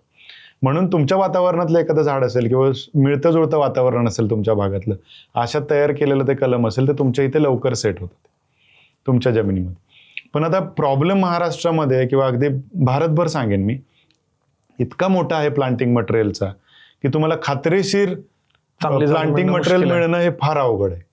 म्हणजे मी माझ्या व्हिडिओमध्ये पण बऱ्याच वेळेला सांगितलेलं आहे की जवळजवळ 70-80% नर्सरीज, म्हणजे मी नंबर सांगतो अगदी तुम्हाला, 70-80% म्हणायला मला, कारण माझा तेवढा अभ्यास मी केला त्याच्यात. इव्हन कोकणातले सुद्धा नर्सरीज हे केसरचं रोप जे असेल किंवा अगदी हापूस सुद्धा स्वतः बांधत नाहीत.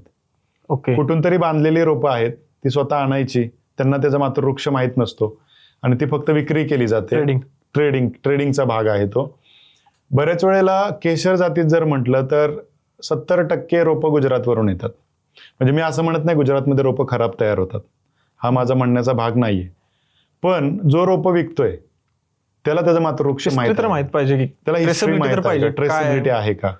आता गुजरातमध्ये जर तुम्ही गेलात तर अगदी महाराष्ट्र बॉर्डरवरती, कारण महाराष्ट्रात रोपं भरपूर विकली जातात, त्यांनाही माहिती, तिथे एक मोठं बिझनेस आहे, तो हब आहे रोपांचं, की जिथे लाख 2-2 लाख 3-3 लाख रोपं तयार केली जातात. आणि अगदी 40 रुपयापासून ते 90 रुपये, 100 रुपये, 150 रुपये अशी रोपं दिली जातात साईज मानाप्रमाणे. त्याच्यावरती पण तुम्हाला सांगतो, तुम्ही जर नुकतंच तयार केलेलं रोप असेल तर ते तुम्हाला अगदी 20-22 रुपयाला मिळतं गुजरातमध्ये. आता तुम्ही काय भावाने रोप घेताय महाराष्ट्रात हे शेतकऱ्यांना कळेल मी सांगितल्यानंतर. 20-22 रुपयाने रोप मिळतं. 1 वर्षाचं रोप जे आहे सरासरी तिथे ते 60-70 रुपयापर्यंत मिळतं गुजरातमधून. 2 वर्षाचं रोप एक सरासरी 110-120 रुपयापर्यंत गुजरात. म्हणजे 2 वर्षाचं रोप आणतो त्याच्या खाली असं रूट कॉईल नसतं का झालं पॉलिथिन मध्ये? त्याच्यामध्ये कसं आहे की तुमची पिशवी किती वेळा बदललेली आहे. बदलायला लागतो. तोच मोठा कॉस्टिंगचा भाग आहे. त्यामुळे ते आता बरेचशा नर्सरीज काय करतात, गुजरातमधून छोटे रोपं आणतात आणि इथे आपल्या भागात ठेवतात, महाराष्ट्रामध्ये ठेवतात, एखाद्या वेळेला बॅग बदलतात, वर्षभर ठेवतात. आता 20-22 रुपयाचं आणलेलं रोप 1 वर्ष सांभाळलं की तेच रोप पुढे 150 रुपयाला विकलं जातं. बापरे. 1 वर्षाचं. 2 वर्षाचं रोप समजा एखाद्या वर्षाचं तिथून तुम्ही आणलं 70-80 रुपयाला, अजून 1 वर्ष ठेवलं तरी ते 200-250 अगदी 300 रुपयाला विकलं जातं. पण एवढं जुनं झाड मला तर माझ्या पर्सनल एक्सपिरियन्स वरून वाटतं की लावूच नाही. तर मी त्याच्यामध्ये थोडासा एक वेगळा अँगल तुम्हाला देतो. किती वेळा पिशवी बदललेली आहे हा अँगल महत्वाचा आहे.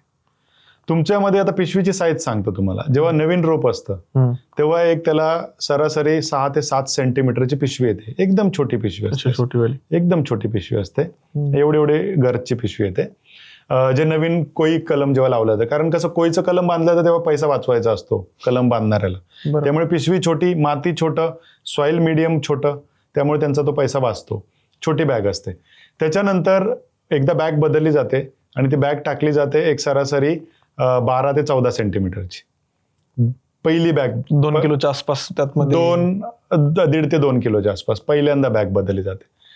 ते जे रोप आहे तुमचं ते 8 ते 9 महिन्यापर्यंत सस्टेन करतं त्या बागेमध्ये विदाऊट कॉयरिंग. विदाऊट राऊंड मारतात. विदाऊट राऊंडिंग म्हणजे कॉयरिंग म्हणजे जाळी तयार नाही झाली खाली मुळाची. त्याच्यानंतर दुसऱ्यांदा पिशवी बदलली जाते. ती पिशवी एक तुमची सरासरी येते 6 ते 7 इंचाची. दुसऱ्यांदा पिशवी जी बदलली जाते 5 किलोच्या आसपास ती एक सरासरी 3 ते 3.5 किलो येते. 1 वर्षाचं रोप, 1.25 वर्षाचं जे रोप येतं ते. तरी पण कॉईल नाही होत वर्षभरात? नाही, त्याच्यामध्ये कॉयरिंग तुम्हाला भेटणार नाही. रुटिंग प्रॉपर मेंटेन होतं तेवढ्यामध्ये. असं स्ट्रेट रुटिंग होतं नाही. आता ह्याच्यामध्ये कसं आहे ना, रूट्स पॅटर्न जर आपण बघितलं ना आंब्याचा, तर रूट पॅटर्न फार स्पेसिफिक आहे. मधलं एक साईडला तंतुमय मुळं आहेत, मध्ये एक त्याचं सोटमूळ आहे. सोटमूळ पण पिंपळासारखं किंवा वडासारखं सोटमूळ नसतं. त्याच्यामध्ये पण सोटमूळ जे आपण म्हणतो झाडाला आधार देण्यासाठी ते जास्त डीप नसतं वडासारखं, त्यामुळे त्याचं कॉयरिंग होत नाही. ओके. आणि जेव्हा कुंडीमध्ये झाड असतं तेव्हा त्याला आधाराची गरज नाही. तंतुमय मुळं किती स्ट्रॉंग आहेत ते महत्वाचं आहे. तर एक सरासरी तुमचं तिसऱ्यांदा जेव्हा पिशवी बदलली जाते ती पिशवी तुमची येते 5 ते 6 किलोची आणि रोपाची उंची येते 3.5 फूट. येस, म्हणजे एक सरासरी 1.25 फुटाची पिशवीच येते. 5 ते 6 किलोची माती आहे त्याच्यामध्ये आणि एक 3 ते 3.25 किंवा 4 फुटाच्या आसपासचं ते ज्या वातावरणात वाढलं त्याप्रमाणे उंचीचं प्रमाण राहतं. आता बरेच शेतकऱ्यांचं कसं आहे तुम्हाला सांगतो, 4 फुटापर्यंतचं रोप घेतात पण पिशवी असते खाली 10 सेंटीमीटरची किंवा 15 सेंटीमीटर छोटीवाली. म्हणजे पिशवी तिसऱ्यांदा बदललेली नाहीये किंवा पहिल्या दुसऱ्यांदा एखाद्या वेळेला पिशवी बदल. काळजी घ्यायला पाहिजे. ती काळजी महत्वाची. झाड किती मोठं घेतं याच्यापेक्षा खाली पिशवी किती मोठी. बरोबर. कारण तुम्ही जर कॉयरिंग वालं झाड लावलं नाही कधीच ते आयुष्यभर सुरायला ते सुरुवात जर त्याची खराब झाली ना तर तुमचं आयुष्यभर ती बागच तयार होत नाही. तुम्ही करताना सगळं ड्रिप करणार, तुम्ही पाण्याची व्यवस्था करणार, सगळं करणार आणि घोळ कशात होणार? झाड रोपांमध्ये होणार. मग मी शेतकऱ्यांना सांगतो की तुम्ही 10-20 रुपये जास्त द्या रोपाला, चालेल, तिथे पैसे वाचू नका. कारण तुमची सुरुवात चुकली की अख्खी बाग चुकणार आहे. आणि आंबा जेव्हा तुम्ही लावताय पारंपरिक पद्धतीने लावला तर अगदी 30-40 वर्षापर्यंत बाग टिकते. तुम्ही जर तो सघन पद्धतीने लावलात तर तुम्ही अगदी 20-25 वर्ष बाग टिकणार. भरपूर टाइम टिकू. येस, 25 वर्षाच्या बागेसाठी तुम्ही 10-20 रुपये वाचवणार सुरुवातीला. असं होतं. म्हणून पिशवी किती मोठी आणि उंची किती. त्यात पण शेतकरी माझ्याकडे सर मी 4 वर्षाचं रोप लावतो, मला लगेच आंबे पाहिजेत. नको. तर आपल्याला प्लांटिंग मटेरियल जे आपण मोठ्या पिशवीतलं लावतोय आणि एक सरासरी 1.5 ते 2 वर्षाची तुमची जर झाड असेल किंवा रोप असेल तर ते आयडियल आहे तुमचं लागवडीसाठी. जास्त छोटं पण लावू नका, कारण जास्त छोट्यावरती तुम्हाला मर जास्त येते, बाग सेट व्हायला वेळ जातो, फुटीला बाग लेट येते. म्हणून एक आयडियल सिच्युएशन मध्ये 1.5 ते 2 वर्षाचं रोप तुम्ही लावलं तर एक सरासरी 5 ते 6 किलो पिशवीतलं रोप आहे ज्याच्यामध्ये जाळी तयार नाही झालेली आणि ते तुम्ही तुमच्या शेतामध्ये येऊन लावलं तर ते एक सरासरी 60 ते 65 दिवसात नवीन फूट काढतं. आणि नवीन फूट काढली की लगेच तुमची छाटणी येते. म्हणजे वर्षभरात 1-2 छाटणे तुमच्या होऊन जातात आणि तुमची बाग एक 2 वर्षामध्ये म्हणजे 26ला जर तुम्ही लागवड केली तर 28 पर्यंत. कोणत्या महिन्यात लावायला पाहिजे? 26ला लागवड जी तुमची होते ती जून-जुलैच्या आसपास लागवड करायला हरकत नाही. म्हणजे थोडक्यात असं की अगदी गरम वातावरण नको, पावसाळ्यात केलं थोडंसं पाऊस झालेला आहे, जमीन थंड झालेली आहे, वातावरणात थोडी आर्द्रता आहे, म्हणजे झाडाला सस्टेन व्हायला, झाडाला सेट व्हायला वेळ मिळतो, थोडं वातावरण पोषक मिळतं. बरोबर. आणि झाड पटकन सेट होतं. म्हणजे तुम्ही जर अगदी उन्हाळ्यात लागवड केलीत आणि नंतर 4 महिन्याने जरी पावसाळ्यात लागवड केलीत तर एक वर्षभरात तुम्हाला ग्रोथ तेवढीच मिळते. पावसाळ्यात लागवड केलेलं झाड लवकर तयार होतं, स्पीडनं वाढतं ते तुमचं. जेव्हा समजा मी आता ठरलं की मला केसर लावायचं आहे किंवा त्याला XYZ कोणती व्हरायटी लावायची, त्यांनी ठरवलं त्यांच्या क्लायमेटानुसार ही व्हरायटी लावायची. ते बघायला पाहिजे ना क्लायमेटानुसार कोणती व्हरायटी लावायची. ती मी ठरवल्यानंतर 12x8चं मी ठरवलं मला लावायचं आहे. तर झाड लावताना काय करायला पाहिजे? चरी पाडायला पाहिजे का खड्डा घ्यायला पाहिजे, तिथं माती भरायला पाहिजे ज्याच्याकडे माती नाही, तर ती काय प्रोसेस आहे? त्यात काय शेणखत टाकायला पाहिजे का रासायनिक खत? आता त्याच्यामध्ये स्टँडर्ड प्रॅक्टिसेस जर आपण म्हणाल तर पारंपरिक पद्धतीत म्हटलं जायचं की 3x3चा खड्डा घ्या, मग 3 फूट बाय 3 फूटचा म्हणजे 1 मीटर बाय 1 मीटरचा खड्डा घ्या, त्याच्यामध्ये पालापाचोळा टाका वगैरे वगैरे. पण आता जेव्हा आपण हाय डेन्सिटी प्लांटेशन करताय तेव्हा तुमचं झाड जवळ आहे, 12x8 वर आहे किंवा 10 फुटावर आहे, 4 वॉट एव्हर, तर एवढ्या जवळ तुम्हाला खड्डे घेणं शक्य नाही 4-4 फुटाचे किंवा 3-3 फुटाचे. तर मग रेकमेंड काय आहे की तुम्ही चारी घ्या. ती चारी पण कशी घ्यायची? आता आमचं एक तत्व किंवा आमचा अभ्यास असं सांगतो की वहिवाटीची जमीन असेल, चालू जमीन असेल तर जास्त खर्च करू नका. JCB आणून खड्डे घेत बसणं काही गरज नाहीये. चालू जमीन आहे, जमिनीमध्ये तुमचं ऑलरेडी शेती चालू आहे, खतं टाकताय तुम्ही, सगळं होतंय, तर नांगराने 2 चारी मारा दोन्ही साईडला. एकाच चारीतून 2 वेळा ट्रॅक्टर लावा, पलटी लावा आपण म्हणतो, तर तुम्हाला 1-1.5 फुटाचा खड्डा मिळून जातो. अच्छा. आणि बेडवर जर लावलं तर? बेडवर शक्यतो आम्ही म्हणतो लागवड लगेच करू नका बेडवरती, कारण कसं आहे बेडवर लागवड ह्याच ठिकाणी प्रेफरेबल आहे किंवा सजेस्ट करतो की जिथे पाण्याचा निचरा नाहीये जमिनीत. शक्यतो लावूच नाही जिथे पाण्याचा निचरा नाहीये तिथे. पण लागवड तुम्ही नॉर्मल जमिनीवर करा आणि त्याच्यानंतर बेड करा. त्याचा फायदा आहे पुढे की तुम्ही लागवड केलीत साधी चरी मारून, चरी मारल्यानंतर तुम्ही त्याच्यामध्ये 8 फुटावरती थोडासा खड्डा घेऊन रोप लावलं. रोप लावताना तुम्हाला काय खतं वगैरे टाकायचे, तर बरेच लोक सांगतात की रासायनिक खतं द्या रोप लावताना. आम्ही म्हणतो रासायनिक खतं देऊ नका, कारण कसं रासायनिक खतांचा जो इफेक्ट आहे जमिनीमध्ये तो लवकर सुरू होतो आणि लवकर संपतो. म्हणजे तुम्ही जर समजा SSP जरी टाकलं तर 6 ते 7 दिवसात झाडाला मिळायला सुरुवात होतं आणि एक 15 दिवस किंवा 20-22 दिवसापर्यंत त्याचा इफेक्ट संपतो. आता जेव्हा आपण आंब्यासारखं रोप लावतो तेव्हा त्याचे रूट तयार व्हायलाच एक सरासरी तुम्हाला 30 दिवसापर्यंत जातात. नवीन झाडाचं रोप मूळ बाहेरच निघाला 1 महिना लागतोय रूट्स तयार व्हायला, त्याच्यानंतर तुम्हाला वरती फुटवा निघतोय. तर रासायनिक खतं म्हणजे तुमचा वेस्ट ऑफ मनी आहे. तुम्ही सुरुवातीला काय करा, सेंद्रिय खत तुम्ही टाकताय, एक सरासरी प्रति झाड तुम्ही 5 ते 6 किलो सेंद्रिय खत टाका. जास्त असेल तेवढं चांगलं, काही प्रॉब्लेम नाही. किंवा जमिनीमध्ये जर चुनखडीचं प्रमाण असेल 5% वरती, जर तुमचा कॅल्शियम कार्बोनेट असेल 6-7%, 7.5% वगैरे, तर सेंद्रिय खत थोडं जास्त वापरा. 8-9% पुढे गेलं तर 9% पुढे वगैरे कॅल्शियम कार्बोनेट असेल तर बिलकुल आंबा लावूच नका. क्लिअर सांगता तुम्ही? मी क्लिअर सांगतो, कारण नंतर रडण्याची वेळ येते. मी बघितलेले आहेत शेतकरी, मी नाव नाही सांगणार, पण माझ्याकडे शेतकऱ्याचा असा फोन आला होता रात्री एका 10-10:30 वाजता. सर म्हणाला 12 एकर आंबा बाग लावले, मित्राने लावली म्हणून मी लावली, आणि आत्ता फक्त म्हणाले बाबळीच्या झाडाला रस्सी बांधून फास घेणंच राहिले. एवढा खर्च केला सगळं? 22-25 लाख रुपये त्यांनी खर्च केला होता. 1.5 वर्षाची बाग होती आणि बागच वाढत नाही. वाईट वाटलं मला ऐकून त्यांचं. म्हणाले सर काही पण करा, मी अजून खर्च करायला तयार आहे, पण माझी बाग जगवून द्या. कॅल्शियम कार्बोनेट मध्ये 13% कॅल्शियम कार्बोनेट जेव्हा माती परीक्षण केल्यानंतर. आता जेव्हा शेतकरी विनवणी करतोय आपल्याला आणि आपण पण हतबल आहे, माती तर बदलू शकत नाही, सुरुवातच चुकीची झाली होती. बरोबर, तुम्ही वेगळं पॉईंट आहे. जेव्हा 12x8 आपण नॉर्मल चरी घेतो त्यामध्ये शेणखत वगैरे घालतो, लावतो, दोन्हीकडे ड्रिप टाकणार दोन्ही साईडला, बरोबर का? आणि मग जेव्हा आपण ते झाड मोठं करतो तेव्हा कितव्या वर्षी त्याचं पीक घेतलं पाहिजे? तर आता सुरुवात आपण करू की लावताना आपण जसं सेंद्रिय खत टाकलं, निंबोळी पेंड वापरा आणि त्याच्यानंतर बेन्सल्फ वापरा आणि थायरम वापरा किंवा थायमेट वापरा, म्हणजे शेणखतातली कीड वगैरे किंवा बुरशी वगैरे लागू नये. शेणखत जर तुम्हाला ॲझिटोबॅक्टर वगैरे व आपल्या बॅक्टेरियल प्रक्रिया करून टाकता आलं तर अतिउत्तम, ते वापरा. आणि त्याच्यानंतर तुम्ही झाड लावून घेतलं, झाड लावल्यानंतर एक शक्यता 1-2 वेळा पाठाने पाणी सोडा झाडाला. अच्छा, सुरुवातीला? हा, ओके. त्याचं एक शास्त्रीय कारण असं आहे की जेव्हा तुम्ही पिशवी लावता, अगदी मॅन्युअली जरी तुम्ही माणसाने जर लेबरच्या साहाय्याने जरी लावली, मजुराच्या साहाय्याने, तरी जमिनीतली माती आणि पिशवीतली माती एकरूप व्हायला थोडा वेळ जातो. आतमध्ये पोकळी राहते, बरोबर, आणि जर तिथे पोकळी राहिली तर रूट्स तयार व्हायला, मुळं तयार व्हायला वेळ जातो, आधार मिळत नाही त्याला.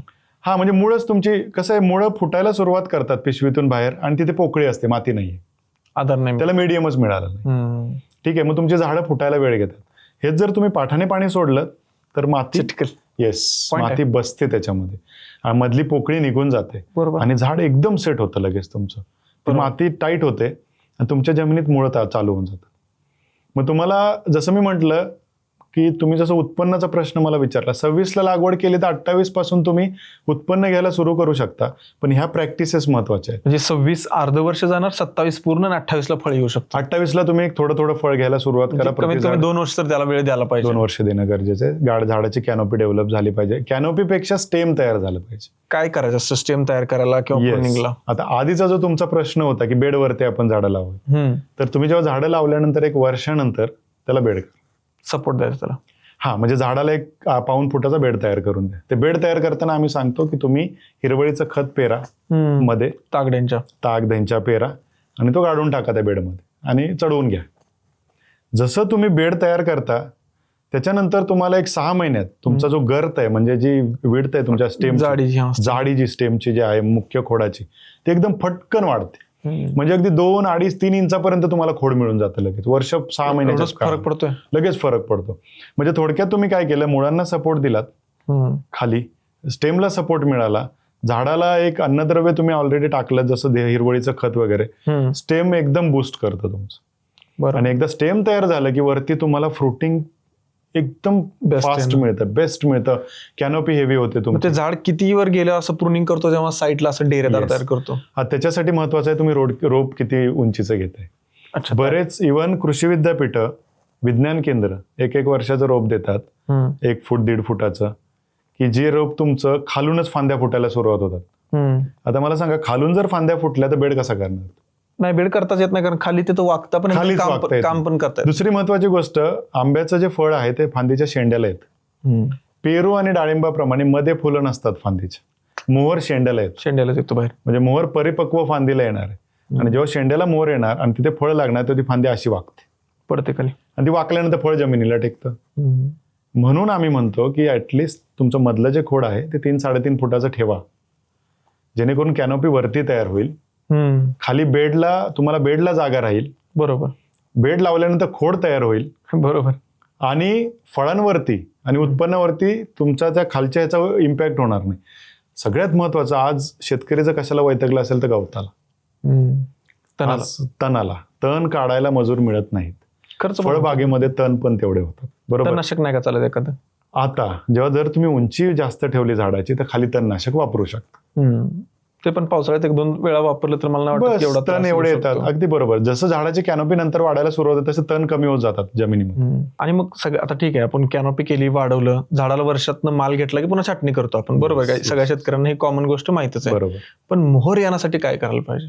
बरोबर. आता मोहर आधी त्याची सायकल आपल्याला समजावून घेतली पाहिजे. एक झाडाची फूट निघण्याची सायकल कशी आहे. जसं मी तुम्हाला म्हटलं की आंब्याला कोवळ्या फांदीला मोहर येत नाही, नवीन फुटीला, परिपक्व फुटीला येतो. मग आंब्यामध्ये 2 वेळा फूट निघते. ओके. वर्षातून. एक तुमचं परिपक्व झाड आहे, तुम्ही जेव्हा बेसल डोस मे मध्ये दिला फळ काढणी झाल्यानंतर, तर तुम्हाला इमिजिएटली जून-जुलैमध्ये फूट निघते. ती पालवी फूट आहे तुमची. तीच पालवी फूट एक 3 ते 4 महिन्यात परिपक्व होते आणि ऑक्टोबर-नोव्हेंबर मध्ये तिला मोहर निघतो. बरोबर. जी दुसरा फुटवा आपला त्यात. हा, म्हणजे जी जून-जुलैची पालवी आहे तिला मोहर निघणार आहे तुमचा सप्टेंबर, ऑक्टोबर किंवा नोव्हेंबर मध्ये. द्राक्षासारखं थोडक्यात. येस. म्हणजे तुमची जी जुलैची पालवी आहे ती जपणं, तिला परिपक्व करणं लवकर, सेम द्राक्षासारखं, ते महत्वाचं आहे.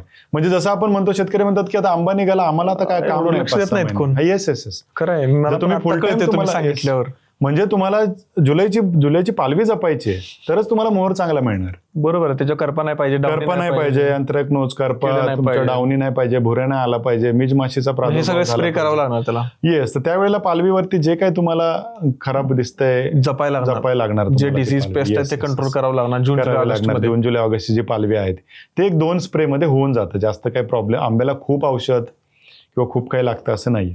आणि एकदा ती पालवी परिपक्व झाली की जुलैमध्ये तुम्हाला, जुलैची पालवी परिपक्व झाली की ऑक्टोबर-नोव्हेंबर मध्ये तुम्हाला मोहर निघतो. आता तुम्हाला सगळ्यात महत्वाचं काय आहे की तुम्हाला आंबा किती लवकर काढायचा.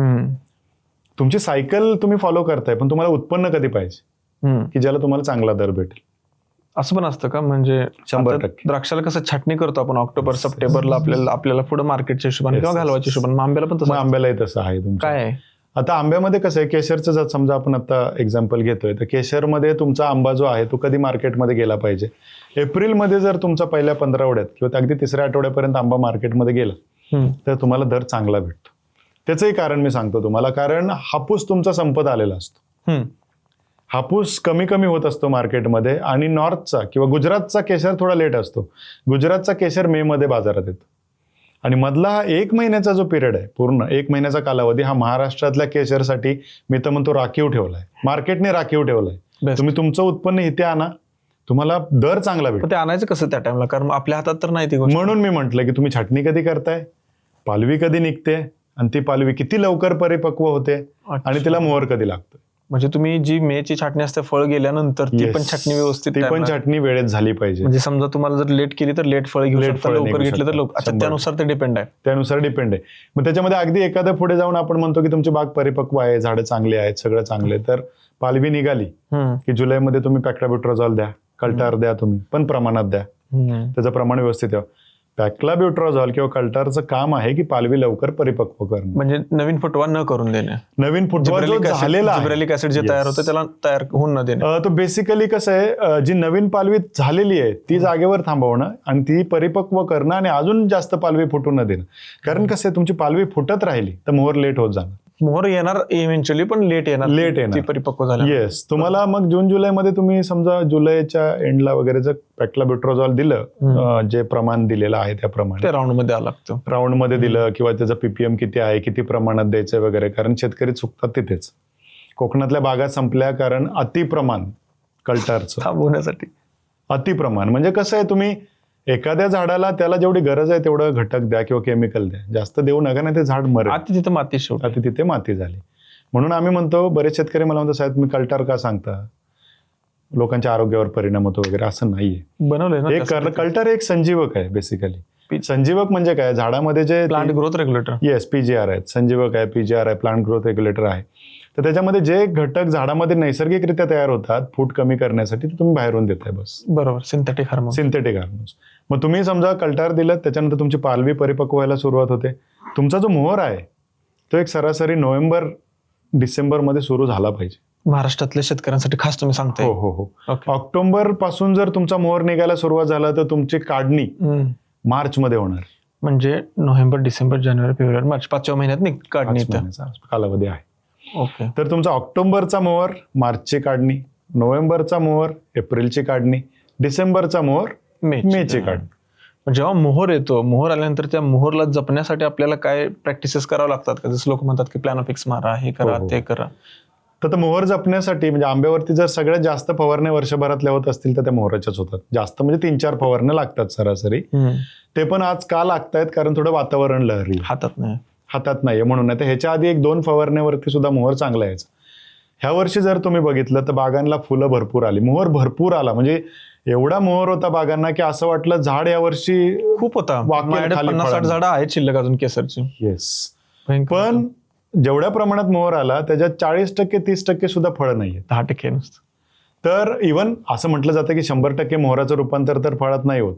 म्हणजे 100% मोहर असेल तर त्याचा 1% आपलं फळामध्ये रूपांतर होतं. हे सेटिंगचं गणितच आहे. म्हणजे तुम्ही जर म्हणालात की मला एवढा मोहर आला मी सगळा जपेन, असं होत नाही. म्हणजे 1000 असेल तर त्यातला 100 येस 100 पण मी जास्त सांगतोय. म्हणजे मोहर खूप असतो, त्याच्यामधला 1% जरी सेटिंग झालं तुम्हाला भरपूर माल येतो, तरी तुम्ही 10 लाख रुपये एकरी आरामात काढू शकता. 1% सेट जरी झाला तरी. पण झाड नैसर्गिकरित्या जेवढं पॉलिनेशन होतं त्याच्याप्रमाणे फळधारणा होते, जेवढी झाडाची कॅपॅसिटी. मधमाशा यायला पाहिजे त्या टाइमला, मधमाशा यायला पाहिजेत, किंवा तुमचं वातावरण व्यवस्थित पाहिजे. सगळ्यात महत्वाची गोष्ट सांगतो, मोहरामध्ये वातावरणाची जर तफावत झाली, त्या हातात नाही गोष्टी. दुपारचं टेम्परेचर आणि रात्रीचं टेम्परेचर ह्याच्यामध्ये जर प्रमाण वाढलं, म्हणजे तफावत वाढली, अगदी मध्ये मार्च मध्ये हीट वेव्ह तयार झाली होती, 15-18% पर्यंत तफावत गेली होती, तर तुमचं मोहरगळ होते किंवा तुमची छोटी छोटी फळांची गळ होते. छोटे सुपारी सारखे झाले असतात ते गळतात. त्याच्या व्यतिरिक्त अवकाळीमध्ये समजा ढग वगैरे आले तर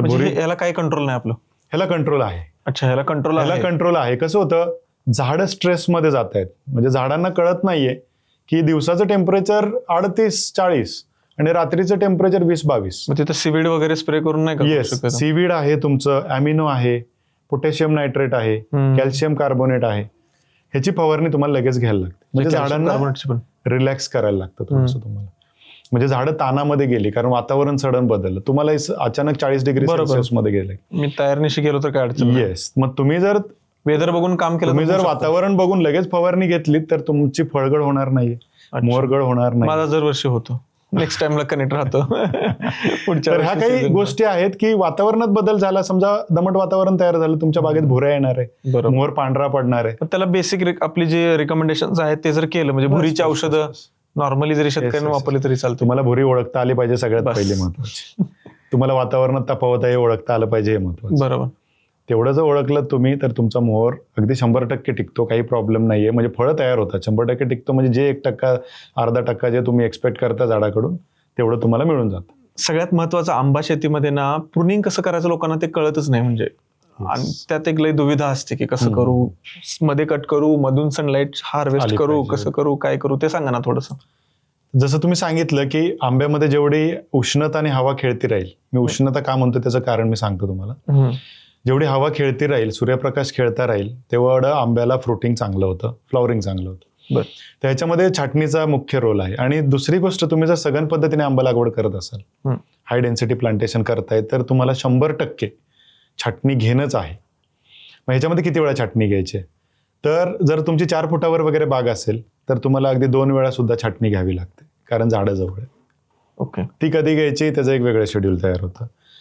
फळ काढणीनंतरची जी छाटणी आहे तुमची ती अत्यंत महत्त्वाची आहे. ती तर तुम्हाला कोणत्याही प्रकारची बाग असेल तर घ्यावीच लागेल, घ्यावीच आपण ती. फळ काढणी झाल्यानंतर जे खराब फांद्या, जाळी जळमट झाडावरची किंवा जुन्या मोहराच्या काड्या, फळाच्या काड्या वगैरे ते आपल्याला काढून टाकायच्यात. रोगट फांद्या वगैरे काढून टाकायच्यात. आणि मुख्य करून झाडं जवळ आहेत सघन लागवडीमध्ये, त्यामुळे 2 झाडांच्या मधल्या फांद्या ज्या एकमेकांमध्ये गुंतणार आहेत त्या कट करायच्यात आणि झाड मधून मोकळं करायचं. कारण ज्या झाड एक्सेस फांद्या वाढलेल्या आहेत मोहराच्या वगैरे किंवा इतर फूट झालेले आहे, मधून सूर्यप्रकाश झाडामध्ये जेवढा पडेल तेवढं चांगलं. पहिली छाटणी, दुसरी छाटणी 1 वर्षभरात तुमची होऊन जाते. त्यावेळेला फक्त तुमच्या एक लक्षात ठेवायचं आहे तुम्हाला की उलट्या छत्रीचा आकार तयार करायचा आहे झाडाचा. डोक्यात एवढंच ठेवायचं की उलट्या छत्रीचा आकार असा तयार झाला पाहिजे गोलाकार वरती. मग त्याच्यामध्ये तुम्हाला जी फांदी तुम्ही छाटताय किंवा ज्या सांध्यातून तुम्ही फांदी छाटताय तो सांध्यामध्ये किती फांद्या ठेवताय, म्हणजे समजा हा सांधा आहे तर तिथे 5 फांद्या ठेवताय, 4 ठेवताय, 2 ठेवताय, 3 ठेवताय, कोणत्या दिशेला ठेवताय हे महत्वाचं आहे. 4ही दिशेला तुम्हाला कॅनोपी डेव्हलप करायची, म्हणजे 4ही बाजूच्या 3 ते 4 फांद्या ठेवा सुरुवातीच्या छाटणीला आणि ती कॅनोपी डेव्हलप होऊ दे. मधलं खोड जर फळ छाटणीनंतर, जर फळानंतर छाटणी करायची नाही, ही सुरुवातीची छाटणी. आणि मधली जी छाटणी म्हणजे जेव्हा झाड लावल्यानंतर पहिल्या डेव्हलप कसं करायचं, आणि त्याच्यानंतरच्या ज्या छाटण्या आहेत ते फक्त तुम्हाला आता कॅनोपी तयार झाले तुमची, फळं तुम्ही घेताय, फक्त सूर्यप्रकाश आतमध्ये जाईल आणि खराब झाडं, खराब फांद्या, खराब जाळी जळमट ते काढून टाकणार आहे. एवढं फक्त लक्षात, कारण कॅनोपी रेडी आहे. सुरुवातीच्या 3 ते 4 छाटण्या तुमच्या कॅनोपीसाठी होतात आणि नंतरच्या छाटण्या तुमच्या सूर्यप्रकाश, हवा खेळती राहावी ह्याच्यासाठी, वर्षासाठी सांगतोय. वार्षिक. समजा एक 10 वर्षानं झाड खूप मोठं व्हायला लागले तर त्याला छोटं ठेवायचं तर ते कटिंग करायला नको. आता तुम्ही हाय डेन्सिटी प्लांटेशन जेव्हा आपण करताय तेव्हा जसं मी म्हणालो की फांद्या ज्या वेड्या वाकडे एका साईडला कुठेतरी वाढत असतील तर तसेही तुम्हाला कट करायला लागतील. एक लक्षात घ्यायचंय की शेवटी फांदीला पुढे 10 फळं लागणार आहेत, तर ते 10 फळ पेलायची ताकद त्या फांदीत आहे का, आणि जर नसेल तर ती फांदी कट करा. जेवढी तुम्ही फांदीला छाटणी कराल तेवढी ती मागे फांदी फुगते, जाडी वाढते, स्ट्रॉंग होते. जर तुम्ही छाटणी केली नाही तर फांदी फुगणार नाही, फांदीला ताकद येणार नाही, आणि ताकद नाही आली तर फळं पेलण्याची फांदीची कॅपॅसिटी संपणार आहे, मग तुम्हाला उत्पन्न पण कमी मिळणार. बरोबर.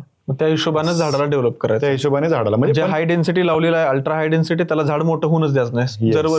दरवर्षी छाटणी करायची. तुमची झाडं जास्त मोठी हाय डेन्सिटी मध्ये होत पण नाहीत. एक सरासरी 6 ते 7 फुटाची 8 फुटाची झाडं होतात उंचीला. साईडची कॅनोपी डेव्हलप होत असते, तेवढी फक्त आपल्याला कटिंग करतो. आपल्याला एक उत्पन्न 5 ते 6 वर्षानंतर त्या झाडापासून किती घेणार आहे आपण, त्याच्यावरती तुमच्या छाटण्या ठरतात. कसं आहे, हाय डेन्सिटी मध्ये एक 7 वर्षानंतर तुमचं उत्पन्न स्टॅग्नंट होऊ शकतं, त्या झाडापासून फिक्स होऊ शकतं हाय डेन्सिटी मध्ये. पण तुम्ही जास्त लावले ना. येस, कारण तुम्ही छाटणी करत राहताय, कॅनोपी वाढणार नाहीये जास्त. जेवढी कॅनोपी तेवढी फळं बाहेरच्या बाजूने. बरोबर. त्याचं उत्पन्न फिक्स होऊ शकतं, स्टॅग्नंट होऊ शकतं, एक लेवलला येऊ शकतं. पण तुमची झाडांची संख्या तेवढी असल्यामुळे तुम्हाला उत्पन्न भरपूर मिळतंय, दिसणार, जाणवणार ते. येस, म्हणजे जेव्हा तुम्ही पारंपरिक पद्धतीने एकरी 100 झाडं लावताय तिथे हाय डेन्सिटी मध्ये 450 झाडं लावताय.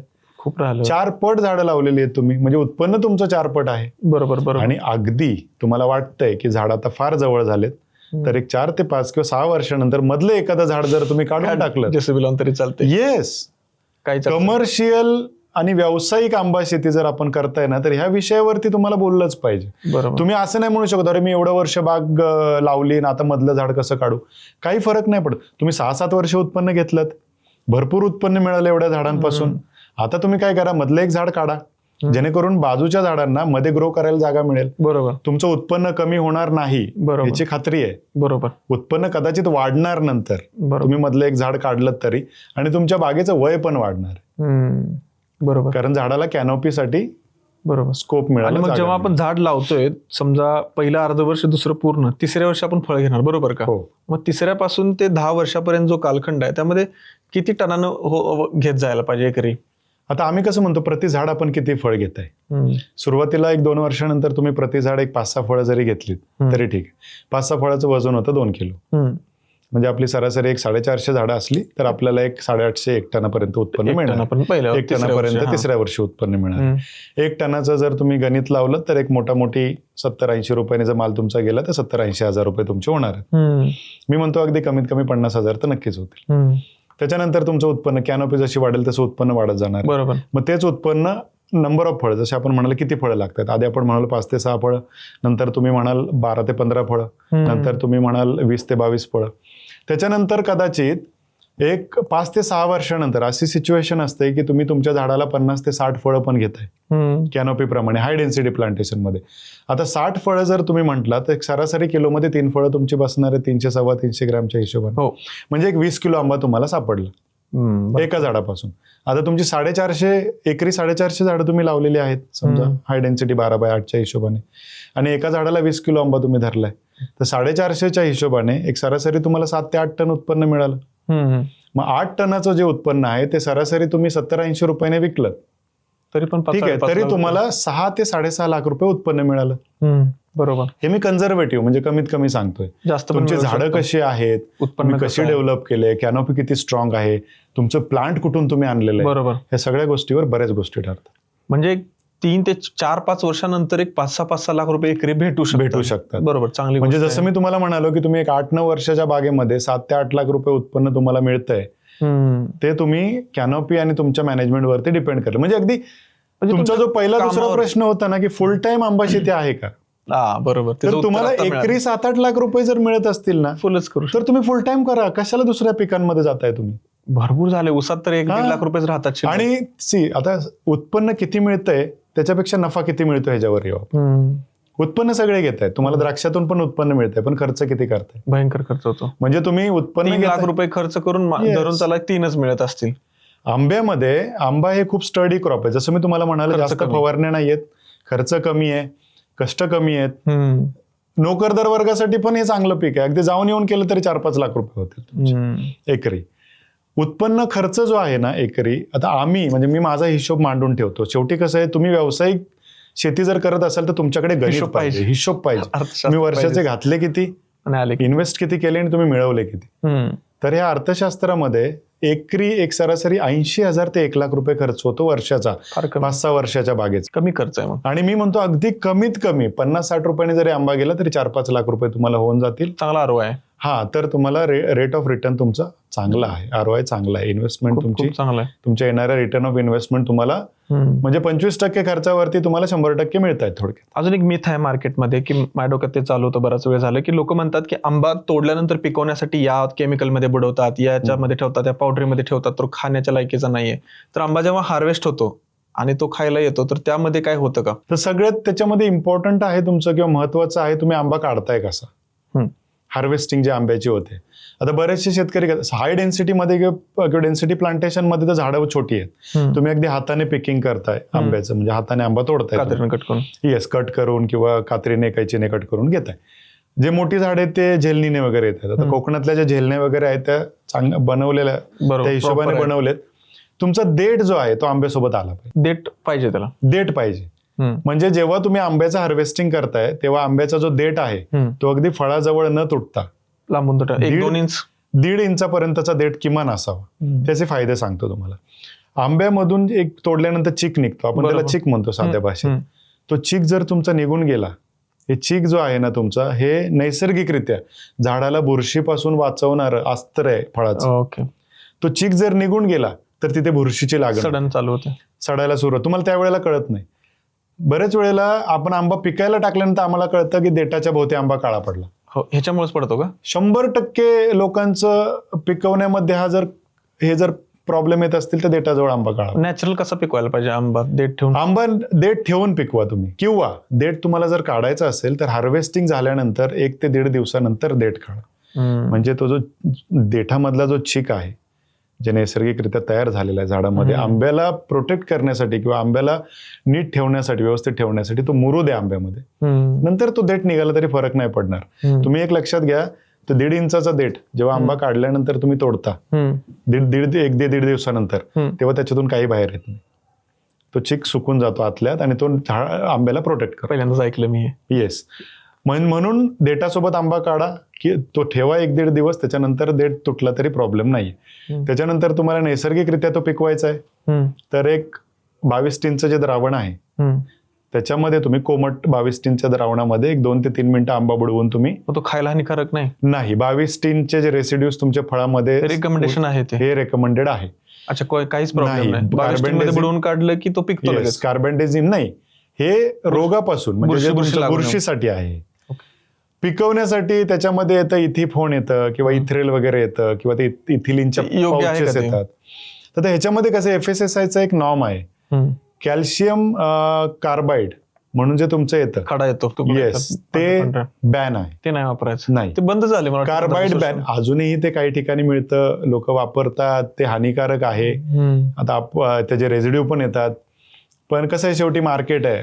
तुम्ही एखाद्या व्यापाऱ्याला देताय, तर व्यापारी काय करतोय तुम्हाला माहिती नाही. तुमच्यापर्यंत आंबा पोहोचतोय तो कसा येतोय ऍज अ ग्राहक, ते तुम्हाला माहित नाही. पण इथिलिन जर असेल किंवा इथिफॉन असेल तर त्याचा FSSAIने एक नॉर्म्स ठरवून दिलेले आहेत. तेवढ्या PPM मध्ये वापरलं तर प्रॉब्लेम नाही. त्याचे पाउचेस मिळतात, तुम्ही ते इथिफॉन आणा, त्याचे पाउचेस आणा, आणि तुम्ही जे आडी लावताय आंब्याची किंवा नैसर्गिकरित्या पिकत घालताय गवतामध्ये किंवा पोत्यामध्ये घालतो, त्याच्यामध्ये तुम्ही ते इथिलिनच्या पाउचेस टाकू शकता. आता मी तर म्हणेन, जर तुम्हाला नैसर्गिक पिकलेला आंबा हवा असेल, तो चांगला कधी म्हणजे नैसर्गिकरित्याच पिकलेला असावा. आता तुम्हाला जो मार्केटमध्ये आंबा मिळतो आता, एकदम पिवळा, चारी बाजूने एकदम पिवळा, चमकदार, म्हणजे तुम्ही बघितलं की असं वाटतं आता तो घ्यावाच, तो जो आंबा असतो तो तुमचा इथिलिनने पिकवलेला आहे किंवा आर्टिफिशियली पिकवलेला आहे. बऱ्याच वेळेला इथिलिनच्या द्रावणामध्ये बुडवून काढतात आंबा, ते चुकीचं आहे. ते नाही काढायला, कारण बऱ्याच वेळेला हाय कॉन्सन्ट्रेशन मध्ये तो बुडवून काढतात, नंतर तो लवकर पिकण्यासाठी, आणि तो एकदम अगदी 3-4 दिवसात पिवळा धमक खाऊन जातो विकण्यासाठी पटकट. ते पण चुकीचं आहे. नैसर्गिकरित्या पिकवलेला आंबा गवतामध्ये आणि FSSAIने दिलेलं प्रमाण जर आपण इथिलिनचं वापरत असाल, तर तो आंबा पूर्ण पिवळा नाही होत, तो हिरवट पिवळा असतो. म्हणजे तो तुम्हाला असा पूर्ण धमक नाही दिसणार, तो नैसर्गिक आहे, तो हिरवट पिवळा आहे, असं ग्लेझिंग त्याला चांगलं राहतं, हिरवा रंग दिसेल तुम्हाला त्याच्यामध्ये. आणि शेल्फ लाईफ किती आहे आंबा? जेव्हा आपण हार्वेस्ट करतो तर किती दिवस ठेवू शकतो आणि खाऊ शकतात एंडपर्यंत? आता जर तुम्ही नैसर्गिकरित्या आंबा काढून गवतात वगैरे पिकवाल, हार्वेस्टिंग पासून ते खाण्यापर्यंत अगदी 3 आठवड्यापर्यंत आंबा चालतो. 20 दिवस चालतो? हो, जर व्यवस्थित तुम्ही पिकवलात तर. इथिलिनचं प्रमाण जर जास्त वापरलं, कार्बाइड वगैरे वापरलं, तर शेल्फ लाईफ एकदम कमी होते, म्हणजे 10 दिवस म्हणजे खूप झाले. त्याच्या व्यतिरिक्त आता एक्सपोर्ट वगैरे जो आम्ही करतो, तर एक्सपोर्टला तुमच्या ह्या फायटोसॅनिटेशन प्रोसेस केल्यानंतर आणि त्याच्यानंतर इथिलिन वगैरे FSAIच्या नॉर्म्स प्रमाणे वापरल्यानंतर तुम्ही जर त्याला 12 ते 13 डिग्री वरती जर स्टोअर केलात तर 22 ते 25 दिवस आंब्याची लाईफ आहे. आणि जो एक्सपोर्ट केला जातो तो काय फ्रीज करून केला जातो का? तो एक्सपोर्ट जो होतो तो 12 ते 13 डिग्री सेल्सिअस मध्ये रेफर कंटेनर्स मध्ये एक्सपोर्ट केला जातो जवळच्या देशांमध्ये, म्हणजे जे आखाती देश आहेत जे जवळ आहेत आपल्यापासून, जिथं अमेरिकेला आणि US युरोपियन कंट्रीज मध्ये वगैरे जातो, तो मोठ्या प्रमाणावरती बाय एअर जातो, म्हणजे विमानाने जातो, एरोप्लेनने जातो, खालून नाही जात, जहाजातून जायला तेवढी शेल्फ लाईफ राहत नाही. रेफर कंटेनरची कॉस्ट पण फार हेवी आहे.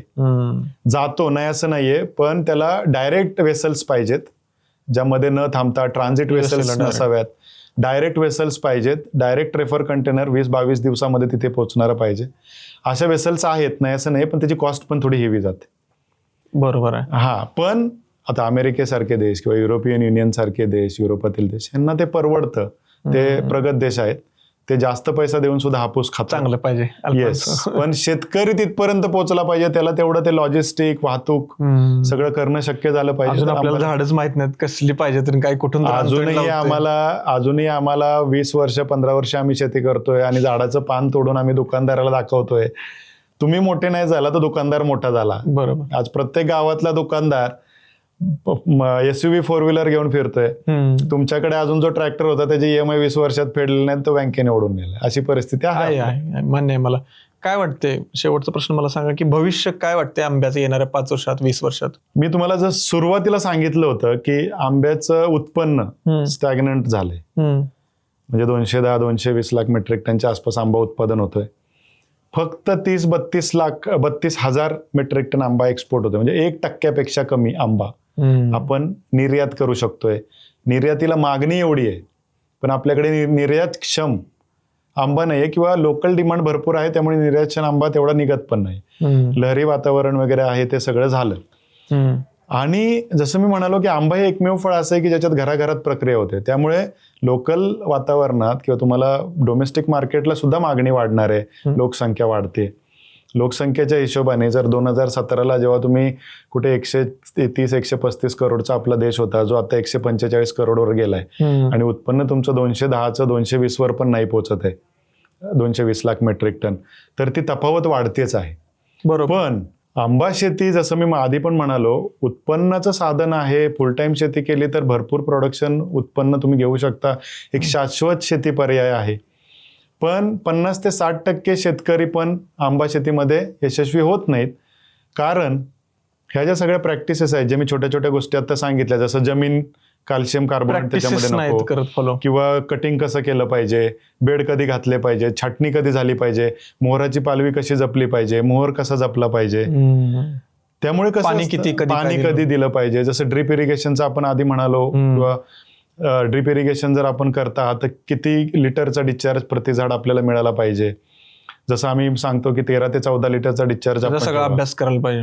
याचा सगळा अभ्यास हवा, तेव्हा तुम्ही शाश्वत आंबा शेती नक्कीच करू शकता. याच्यामधून उत्पन्न भरपूर आहे, भविष्य भरपूर आहे. आजही शेतकऱ्यांचा मला पहिला प्रश्न असतो जेव्हा शेतकरी आंबा शेतीबद्दल विचारतात की सर एक सांगा, एवढं लागवड होते, मग आम्हाला दर मिळेल का, किंवा आम्हाला व्यापारी मिळतील का? हाच प्रश्न मी स्वतःला पडला होता मला जेव्हा 8-9 वर्षापूर्वी आम्ही बाग लावली, 6-6 वर्षापूर्वी, की व्यापारी मिळतील का, उत्पन्न मिळेल का. तेव्हाचा प्रश्न अजूनही शेतकरी मला विचारतात. 8 वर्षानंतर पण काही फरक नाही पडलेला. दर मिळतोय, व्यापारी आहेत, एक्सपोर्टला मागणी तेवढीच आहे, डोमेस्टिकला मागणी वाढते, उत्पन्न तेवढंच राहिलंय. फक्त आणि फक्त शेतकरी ज्या प्रॅक्टिसेस फॉलो करायला हव्यात त्या करत नाहीये, किंवा त्यांना तेवढं अजून ज्ञान नाहीये. त्याच्यामुळे जेवढं उत्पन्न निघायला पाहिजे तेवढं निघत नाहीये. प्लांटिंग मटेरियल चुकलं की त्याच्यामध्ये गुच्छा, डिंक्यासारखे रोग येत आहेत, बागाच्या बागा खराब होत आहेत. बाग एकदा खराब व्हायला सुरुवात झाली की शेतकऱ्यांचा त्याच्यामधलं रस निघून जातो, मन उडतं. मग शेतकरी बाग काढून टाकतात 4-5 वर्षानंतर. बागेमध्ये तुमचे तण जरी वाढले किंवा गवत जरी वाढत राहिलं बागेमध्ये, तरी भिरूड लागतो, खोडकिडा लागतो, मग झाडं खराब होतात, तुमचा इंटरेस्ट उडून जातो, तुमचा रस नसतो त्याच्यामध्ये, तुम्ही बाग सोडून देता. म्हणून मी म्हटलं, तुम्ही जर एखाद्या शेतकरी माझा हा पॉडकास्ट बघून म्हणत असेल की मला आंबा शेती करायची, तर फक्त पॉडकास्ट बघून आंबा लावू नका. बरोबर. अभ्यास करा त्याच्यामध्ये, कारण 50% जर सक्सेस रेट असेल, आंब्याची व्यावसायिक शेती यशस्वी होण्याचा सक्सेस रेशो फक्त 50% असेल, तर तुम्ही त्या 50%मध्ये येणार का हे बघणं महत्वाचं आहे. नाहीतर कोणीतरी सांगितलं म्हणून मी आंबा शेती केली, किंवा विशाल रासकर यांचा व्हिडिओ बघितला म्हणून मी आंबा शेती सुरुवात केली आणि मी तोट्यात गेलो, हे चुकीचं आहे. नाही, हे सोशल मीडियावरती फार हानिकारक आहे. लोक लगेच पाऊल टाकतात अभ्यास न करता. अगदी बरोबर आहे. सर, खूप खूप धन्यवाद. तुम्ही आला आणि खूप चांगली माहिती सांगितली आंबा शेतीवरती. मी नक्कीच तुमच्या फील्डवरती एकदा येईन, कारण ते मला अजून आवडेल. फील्डवरती सगळ्या गोष्टी, एक एक बारीक गोष्ट. आता ह्या वर्षी बऱ्याच बागांचा मोहर जळून गेलेला आहे. आपल्या बागेमध्ये सेटिंग चांगली आहे. फळं आता 200-250 ग्रॅमची तयार आहेत. एकरी जसं मी म्हणालो तुम्हाला, माझ्या 6 वर्षाच्या बागेतून एकरी 8-1 टनाचं उत्पन्न मला कधी आहे हार्वेस्टिंग? हार्वेस्टिंगला तरी अजून एक 15 दिवस जातील. मला फोन करा. हो, नक्की. म्हणजे किती वातावरण खराब झालं तरी त्याला पर्याय आहेत. फक्त तुम्ही एज्युकेट व्हा, तुम्ही स्वतः ज्ञान घ्या आणि आंबा शेती पिकवा.